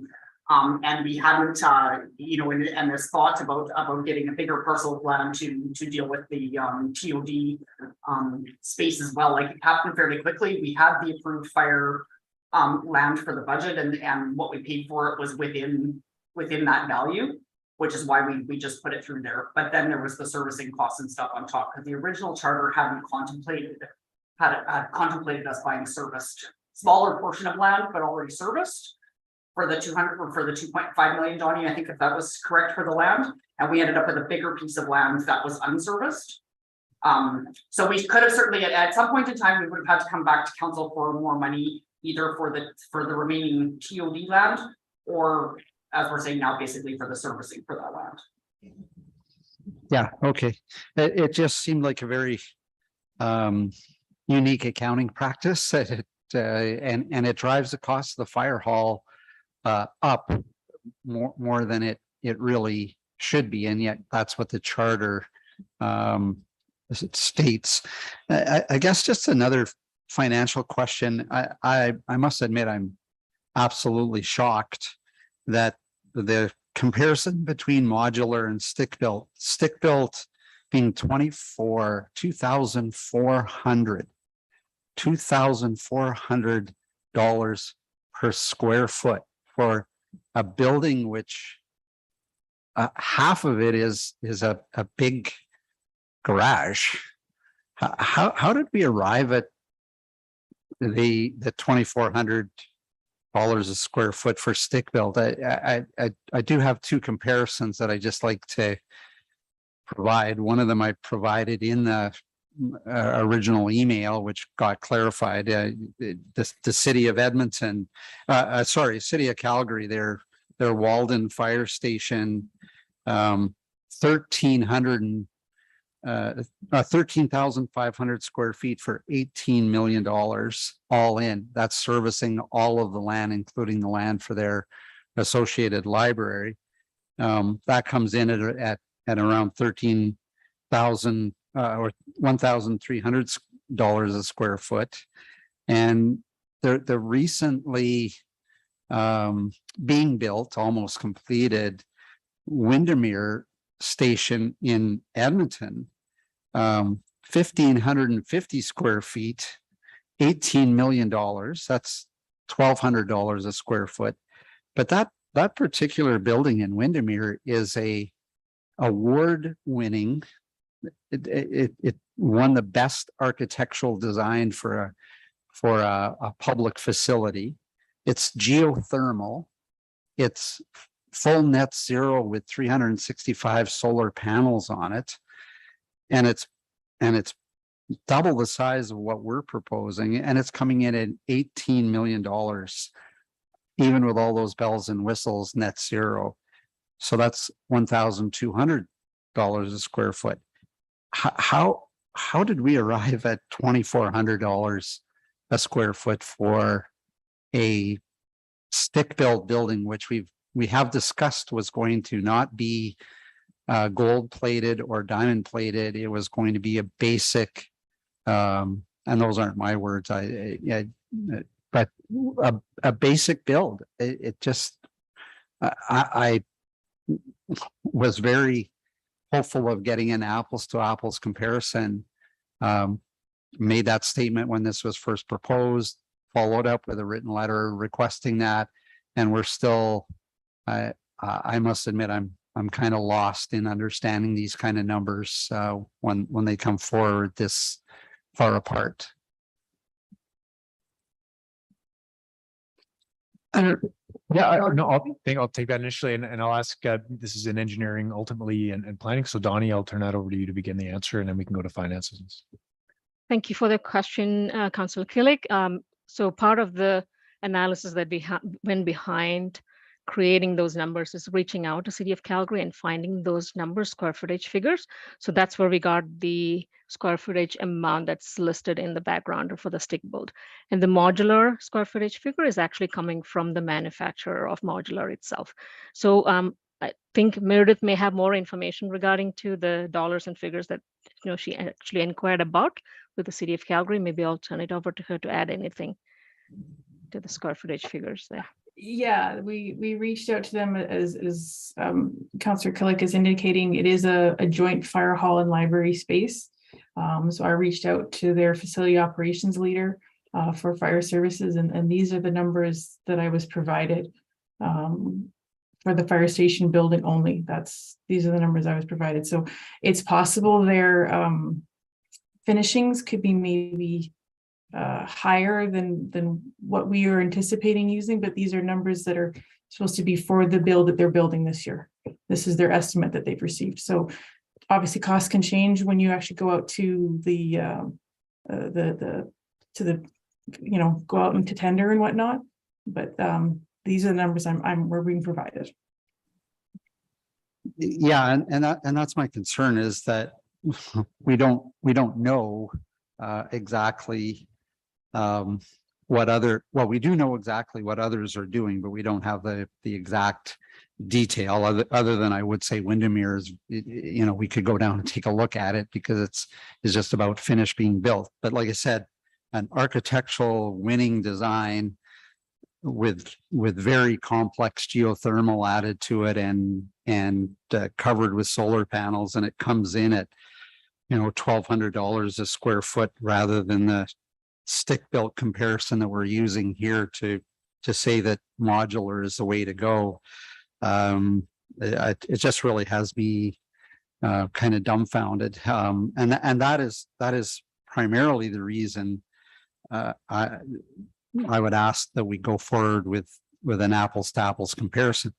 Do we also know with one of the things that I saw during looking at some of these modular designs, do they meet the standard criteria for the width of the bay garage doors? Because it looked like they are significantly smaller, and yet our safety standards for fire hall construction would say that they would want to have a wider 14-foot door, and yet the modular ones aren't that size. Do we know what we're actually getting here?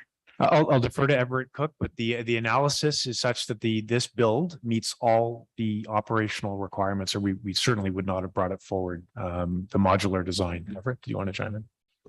I can. Thank you and good afternoon. Through the chair to Councillor Killick.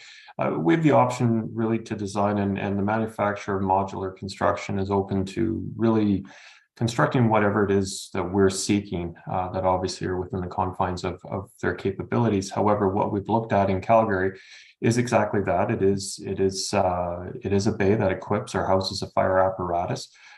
Can we go wider on the doors? Sure. Will there be an additional cost? Likely. But I have no reason to believe otherwise, that we would be restricted or not meeting any of the requirements that we should be maintaining, whether it be safety or building code requirements, going with this modular construction, specifically around bays and the widths of the front doors. Okay.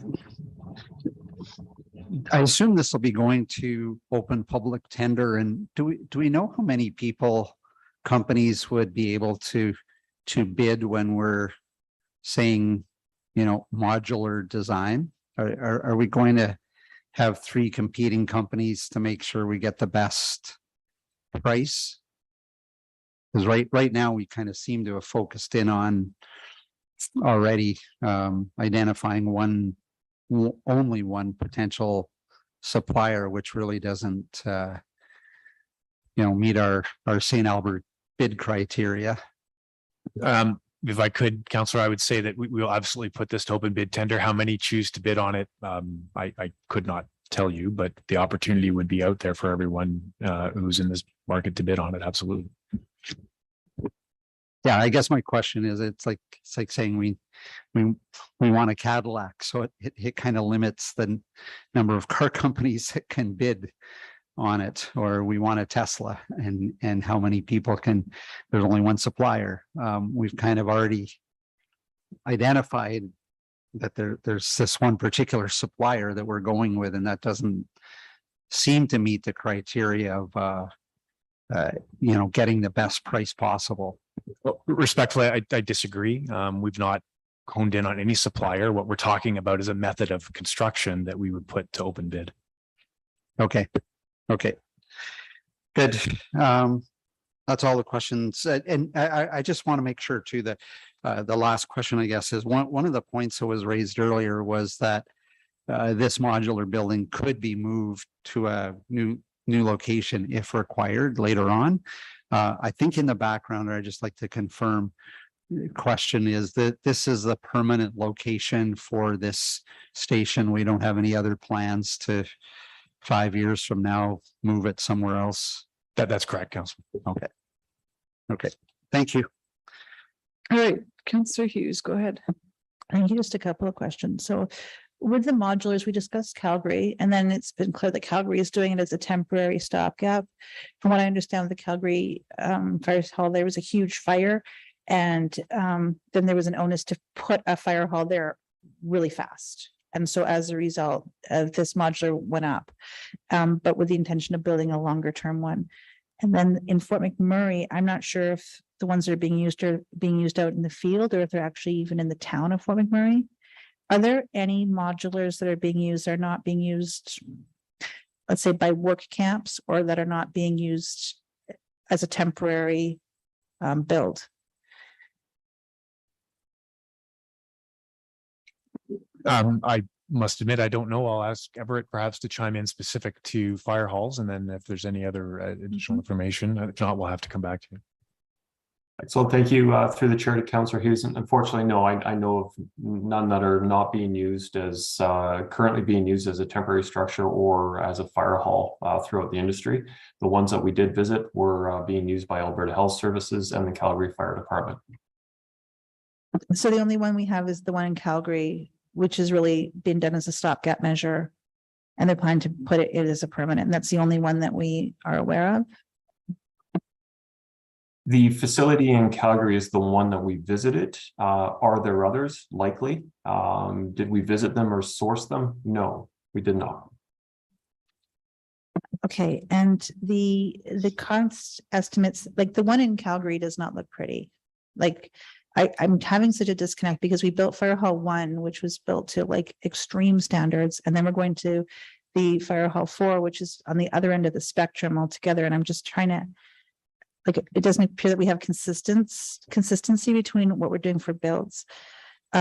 So the estimates that we have, are they including a higher level of finishing, at least on the exterior?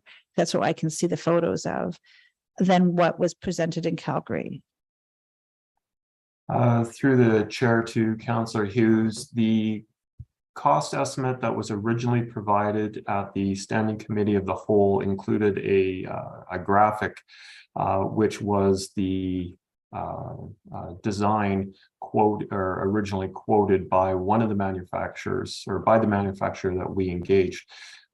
We do know, and after researching this, that the aesthetics of modular construction really can be what we want to make it. Would there be an additional cost? Yes, likely there would be. Do we know what that is today? No, as we do not have, if we want to mold a modular design into the building standards or guidelines that may be put in place for where Station 4 will be constructed at, that would dictate that. So to answer your question, I couldn't tell you what the cost is. Are there options? Yes. And those options have not been included in the estimate that we have today. No, as mentioned, the original estimate that was brought to the committee or standing committee of the whole was for the design that was presented to the committee at that time. Okay, and the design is the same as the Calgary design. Like, I'm just trying to figure out what we're actually agreeing to building here. It's the same type of design as what we saw in the photos for Calgary? No, it was not. Calgary was a much smaller design with only one bay, living quarters, and if memory serves, I believe it was 5 dorm rooms. I stand to be corrected on that, where the design presented to the standing committee of the whole was for a 2-bay design with 6 dorm rooms and the amenities required for the staff. I guess I'm talking about the aesthetics. So is the aesthetics similar to the design of what we had in Calgary, not necessarily the footprint? The aesthetics would be similar? My apologies. Would they be similar in nature? Yes. For finishings, I believe so. Yes. The actual design, whether it be a vertical building with a construction coming off to the side, no. The design that we were quoted on and provided to the standing committee of the whole was more of a horizontal or a single floor or a wider footprint, if you will. Okay, so this isn't to you, I guess it's to Mr. Fletcher, maybe. When I see Councillor Kellick's motion about, saying it's going to cause additional delays, et cetera, and yet there are certainly concerns about just the estimated cost, the 2,400 per square meter cost differential. I'm maybe looking to you, Councillor Kellick, is there an opportunity to just expand the RFP to say modular and or regular build? We get all the quotes in, and then from there, if it's comparable, we can come back and have a discussion, because it's already been approved for a scope of modular. But what if we expanded it to say modular and or stick, and then with the intention of not exceeding the current approved budget? Can that be done? Is there a problem with doing that? I will actually ask Meredith perhaps to offer some initial commentary. Yeah, she's smiling. She's been caught, but.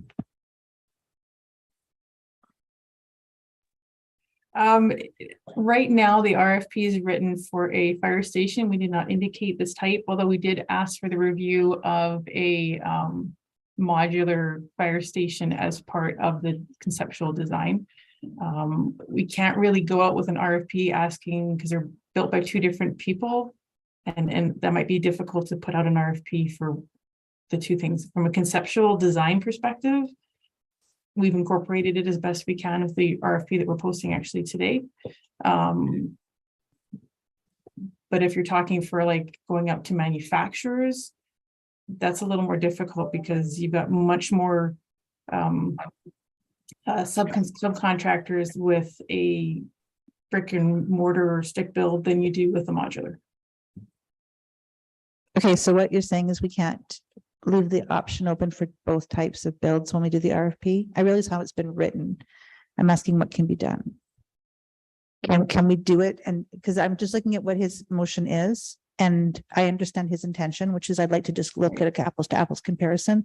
And we really won't have that unless we actually have RFP come back with what the potential costs are in today's dollars. So could it be rewritten to say that we're looking at both options, and then that actually might bring down the cost for the stick builds if they realize they're competing with modular? Yeah. Well, through the chair to Councillor Hughes, at this point, that is the intent of the RFP, is to look at both options. And we'll have to see what those costs come back at. So they're in internal conversations, we can probably have sort of a checkpoint, if you will, where we can look at that and decide which is the best based on the site. So if I could, Meredith, then Sure. The RFP has been generated such that we've articulated the desired end state in terms of square footage, number of bays, number of personnel. The method of construction has not been specifically hammered down, so that modular builder or a brick and a masonry builder could actually both bid on it? Oh, no, maybe I'm just not explaining correctly. My apologies. The RFP right now is for land planning. So this is 30,000 feet square, sort of design. What is the site going to look like? Where is the fire hall going to be? What other facilities are going to be located on the land? This RFP is not for the determination of the actual building in regard to how it's made up of, although that cost would be played into in the conceptual design report. Maybe Donnie might be able to help explain that a little more. Just to add to that, yes, the planning of the land planning phase is what is proceeding with the current RFP. Although to Councillor Hughes' point, we have indicated that whoever is getting to bid on this job, besides the land planning phase, has to look at a very conceptual fire hall, just like Mr. Fretch was explaining, based on a square footage, what would be the best plan forward to build is the type of building, modular versus stick building. So there will be another checkpoint, sort of a gate review as part of completing this particular process that will indicate to administration that what is truly the best way to go forward. So there'll be another checkpoint to decide that. So I think, Councillor, to answer your question, the short answer is yes. Right. There's no reason that we can't articulate broadly what we expect in terms of the operational effectiveness, the footprint, and then figure out based on who bids and the proposals, what the best mechanism is to achieve that. Do we need to have a motion to do that then? Because we did a motion to change the scope to modular. So this is where I'm having a disconnect, is we've changed the scope to modular, but we're saying we can have the RFP include both. So, and the scope was not changed to either, or it was changed down to modular, which was approved in December. And Councillor Kill was told he needed numerous motions. Now we're here today. So does there need to be a motion to actually expand this just again as a checkpoint to see what's the best solution? Or is it already being done even though we've changed it to modular? It's not already being done. I think, what you just heard was about the land use planning, which doesn't presuppose the type of build. An RFP for the actual structure would 100%, I think, is more so what I'm talking about. All right, which would leave that open. So that I don't believe is approved under the current charter, the way it was approved, but I would defer to perhaps Donnie and Meredith for your interpretation of that, if in fact you know.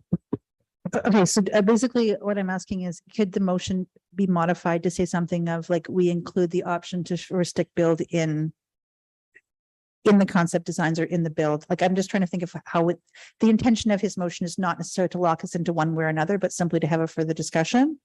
So can we do that? And because I just want to end this portion of the meeting. Can we do that? I would just defer very quickly. Donnie, are there any concerns from your end?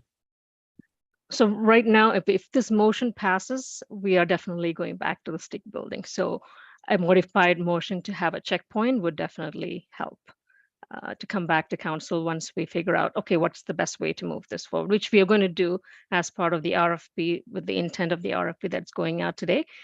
We were going to explore that to have a confirmation on our end, administrative end, before we proceed. So, but any modified motion would definitely help to come back to council to get that additional confirmation down the road. Mr. Wolfer, you've been following this. I'm suggesting that maybe we need to take 5 minutes and fairly different motion wording. It's just my suggestion to Mayor and to the Councillor Killick. So we're not talking about a different motion than what's actually. Are you going to amend his motion? To amend the motion, but I don't know how specifically what needs to be wording. That's all. Okay, I'll let it go. It will take 2 seconds. But Yeah, Councillor Mackay has a A question. quick motion recess is never a bad idea. No, yeah, exactly. I'll just get these questions out of the way. Councillor Mackay. Well, and I think it ties in to, I think, where Councillor Hughes is going, because I guess in order to amend this motion, I want to know what we approved exactly in November 22nd of 2022 with Project Charter 5005. I thought at that time we amended it to go modular, but just from some of the answers to the responses, we just are in the planning phase and that we could come back and there's already a checkpoint or a gate in there. That's correct, but it's not specifically engineered to presuppose it. We are proceeding right now based on the charter, and the pushing is that the final solution would be modular. Unless something significantly changed our calculus and we came back and said, sorry, we were wrong. We asked council to change it, but that's not where we are right now. All right, thanks. All right, Councillor Killick, go ahead.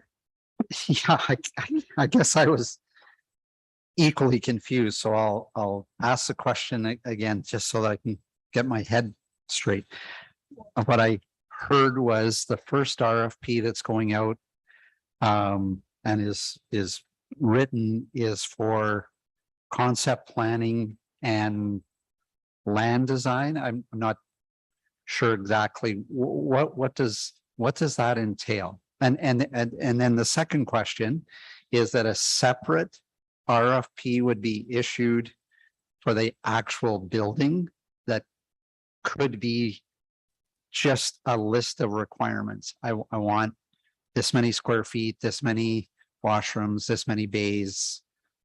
And that could be worded in such a way that it's generic, not prescriptive for modular versus stick built versus cement built versus, I don't know, whatever technology. Is that where we're at right now? Or I heard Mr. Fletcher say we're already locked into a modular build.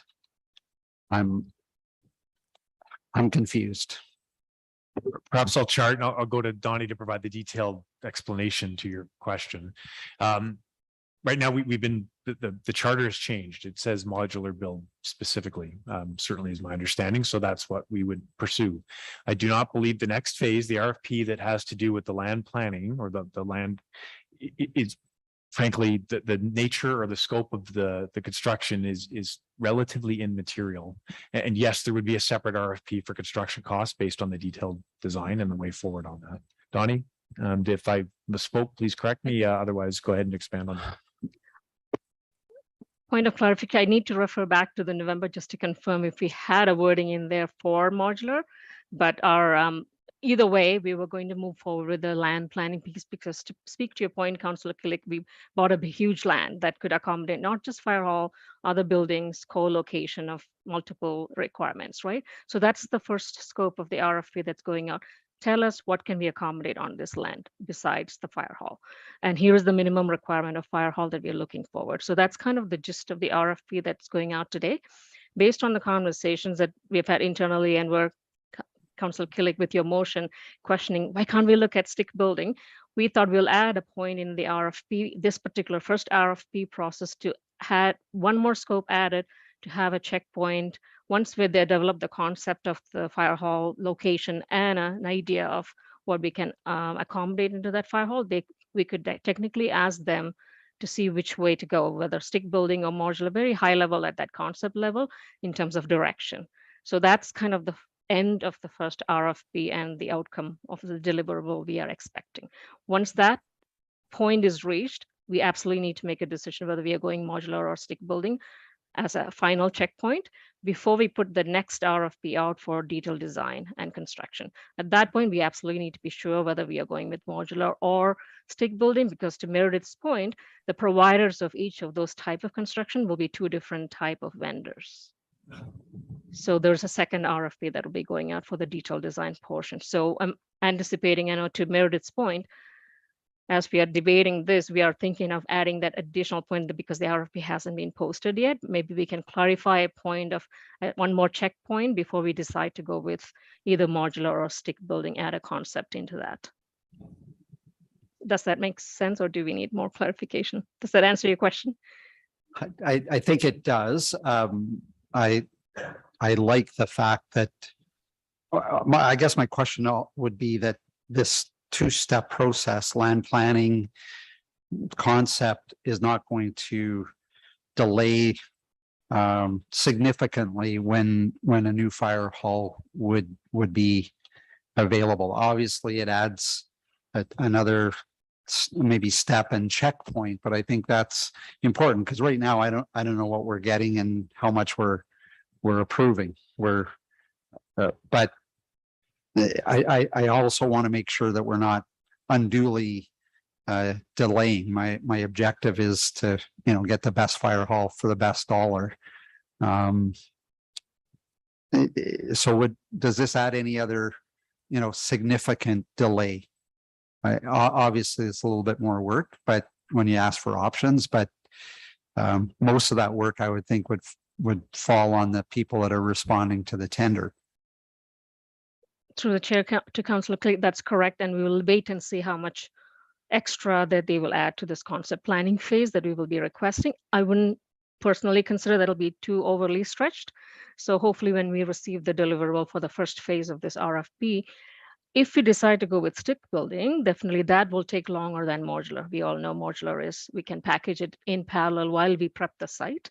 So there will be definitely more longer schedule for complete a stick building versus a modular. That we know for sure for now. But I don't think the concept planning will add a lot to the extended time at present. Okay, with that, thank you, Donnie. I appreciate that. I guess I'm going to look a little bit to Mr. LaFleur to help out with how my motion could be revised to accomplish. I think you understand what I'm trying to do here is look for how do we get an apples to apples options stick built versus any other. I don't care. Like I said, it could be built out of glass, but how do I make sure that we don't we become unlocked from what we've been told is we've already decided we're going with modular. So through the chair, to Councillor Killick, I will say that the glass building option just totally messes up what I was about to suggest, but I was going to suggest you could make a motion basically that saying that the project charter for Fire Hall 4 be revised to provide for the option of either a standard construction building or a modular building. Simple as that. And then go out and get the options and figure out, leave it to administration to determine, which makes the most sense. Well, of course, obviously with no, yeah, you could even go further to say that I don't think it's necessary, but with no change to the approved budget, right? No change to the approved budget. So, yeah. So we can wordsmith that quickly if that generally would suit your purposes. Yeah, I think it would. You did? Okay. Do you need a couple minutes to words? Couple of minutes, that's all. Okay, Yeah. everybody stand up and stretch, Thank you. touch your toes. Do a torso twist.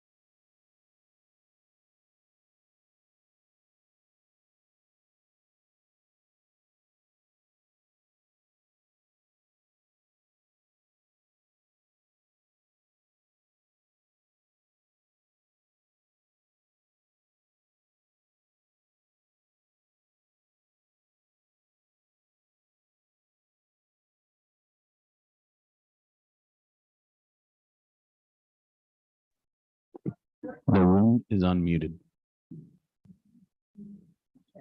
We're back.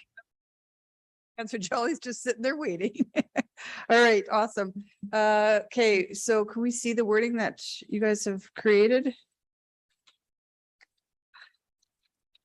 That the revised scope of Fire Hall number 4 project, that the Fire Hall number 4 project charter to be revised to provide for the option for either modular construction or standard form construction within the approved budget for this project. Councillor Killick, do you like that motion? Yes, thank you, Madam Mayor and Okay. administration for drafting that up. So I'm going to get you to move it. Yeah. Okay. Do you have more Uh, questions? That the Fire Hall number 4 project charter be revised to provide for the option of either modular construction or standard form construction within the approved budget for this project. Go ahead, Councillor McKay. I just, back to administration, I just want clarity, and I believe Councillor Killick did ask this question, but by approving this motion as it's currently written, does that delay anything that's going on currently as being described by Donnie or Meredith in relation to what's currently out for an RFP? So the short answer is no, there would be no appreciable delay. And then I guess the follow-up question will be then, is administration clear that basically they will be making the approval as to whether to go forward with modular or stick built based on what they get back from? That is correct, Councillor. We will make the best determination in terms of value for the money and the operational effectiveness of the building, the way it's currently written under the charter. Yes.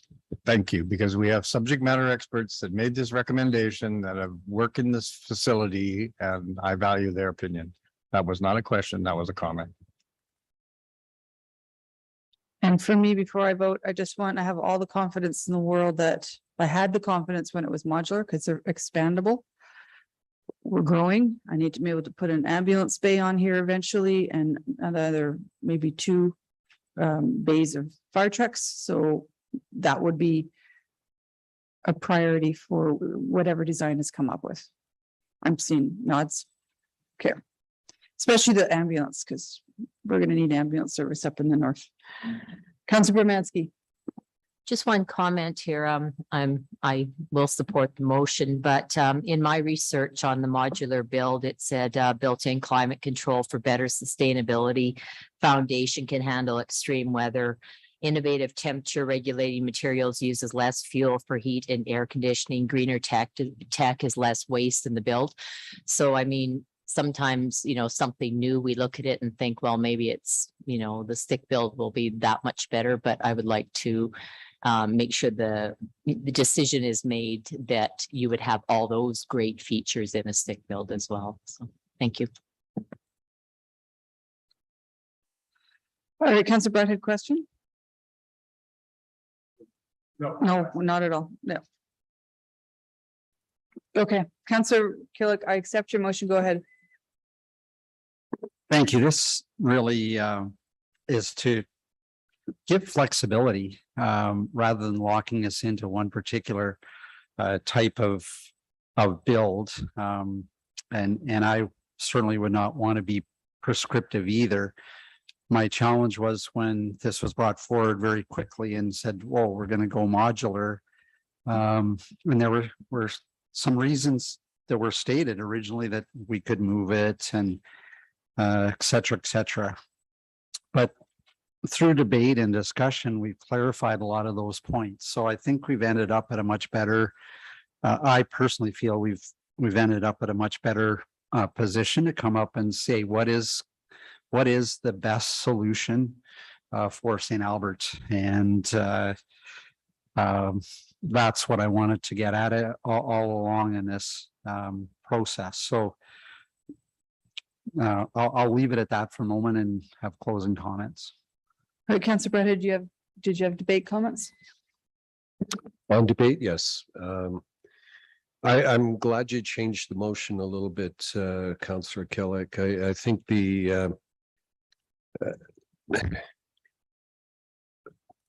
modular construction has certainly improved over the last 50 years since they started doing this. And the issue for me is that we had a proposal that came for us and was accepted by those who are actually going to have to use it. And we approved a budget associated with it. So to increase the budget just to build a different form, I would have had difficulty with. But the way you've restructured it now, we can take a look at it, and provided the money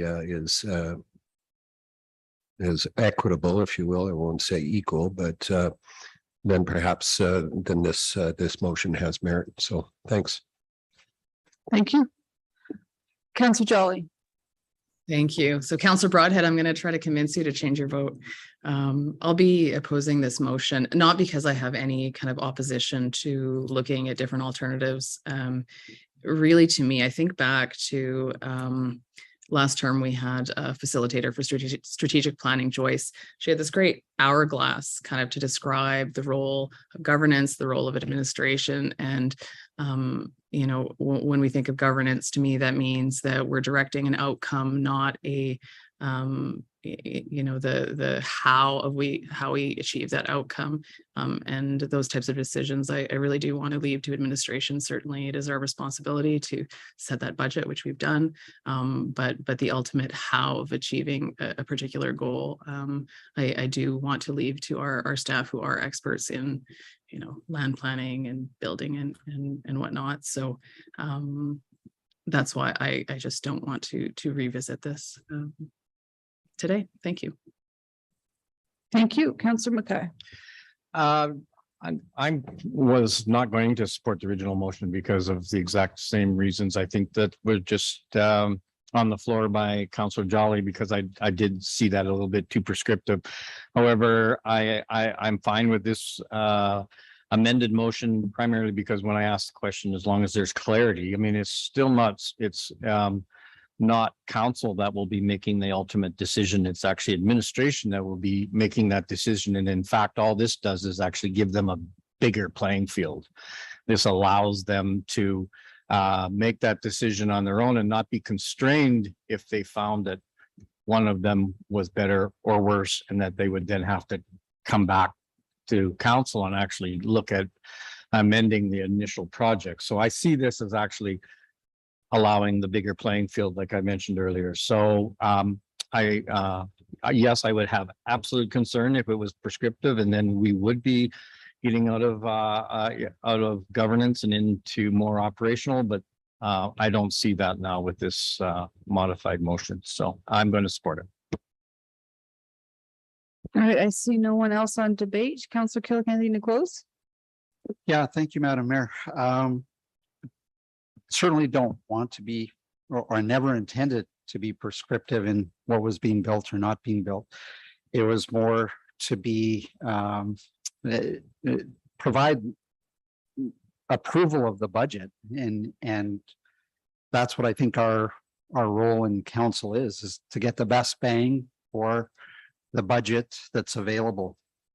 And a fire station is a long-term commitment. It's 30 to 40-year investment that we want to do it right. And I wanted to make sure that we weren't locked into just a modular solution. We have the opportunity to look at options, and that's really what this is about. We want to do it right. It's long-term investment. Want to make sure that we're getting the best building for the investment for our taxpayers, as well as looking what the best building is for future, as Mayor Herron has expressed the opportunity to expand in the future as our city grows, as well as, most importantly, what is the best building available for our firefighters, so we'll have to work out of that building 365 days a year, 24 hours a day, 7 days a week. And I want to make sure that we end up with the best quality product for them. So that by having these options available when it comes time to issue the RFP for the actual building, I think that will serve that purpose, and hope everyone supports this motion. Thank you. Call for the vote.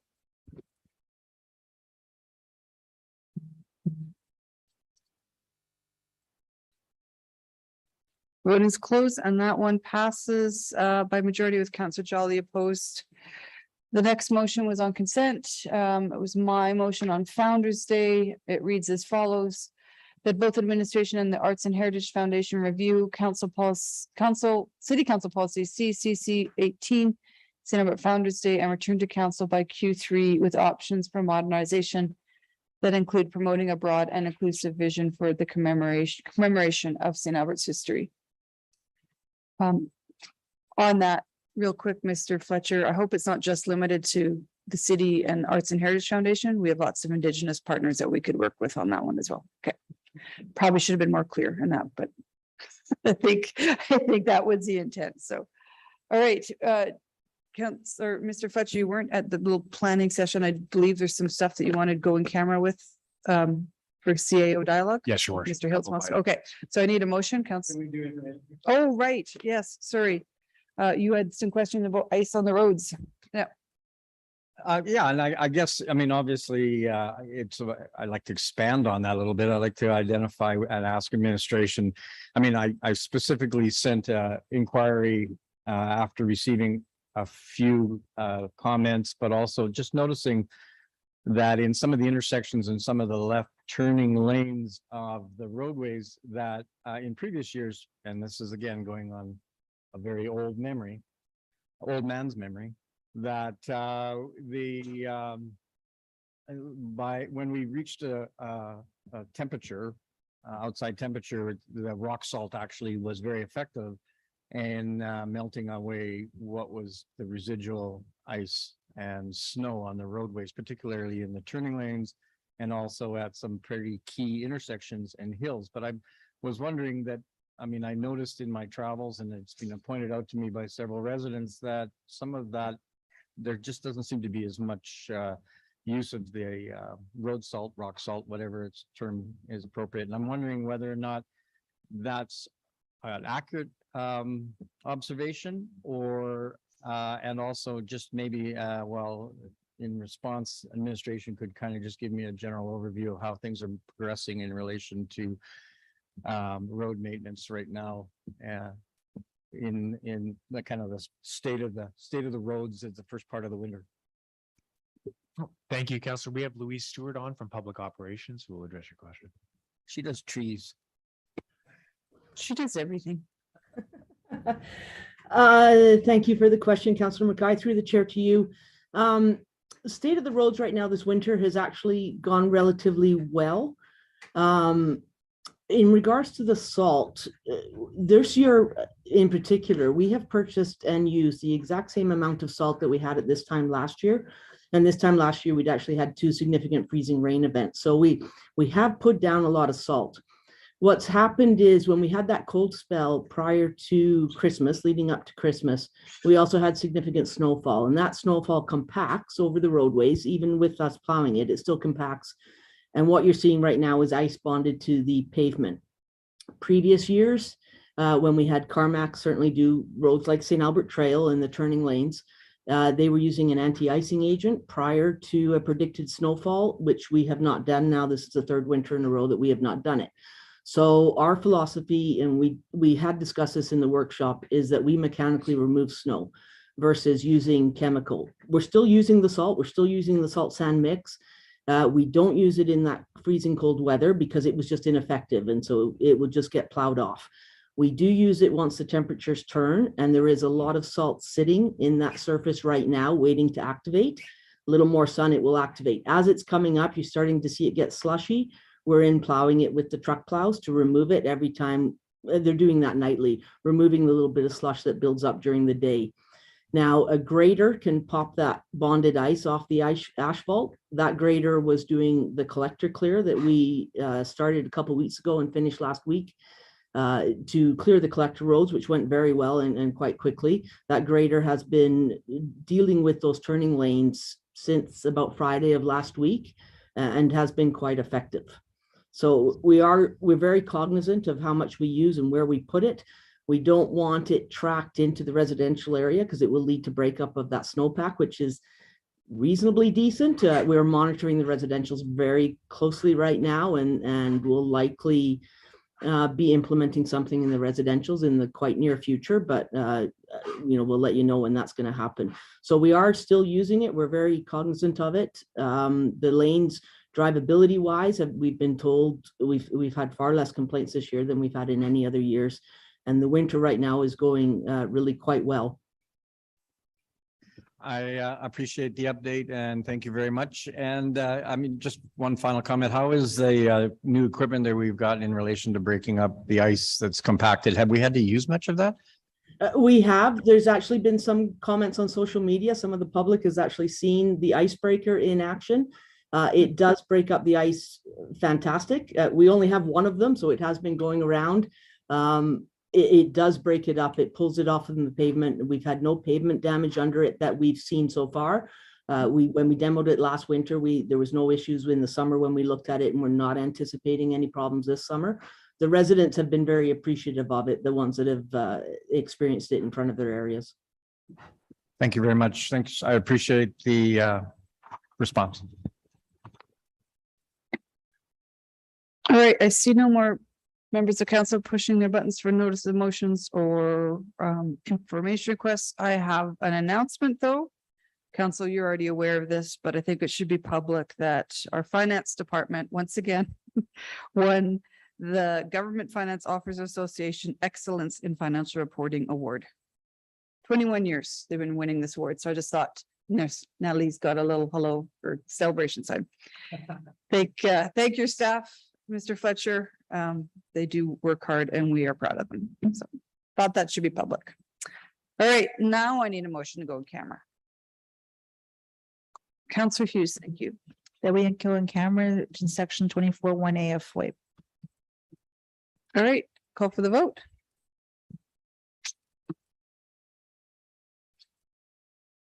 Voting's closed and that passes unanimously. Gotta win. Success.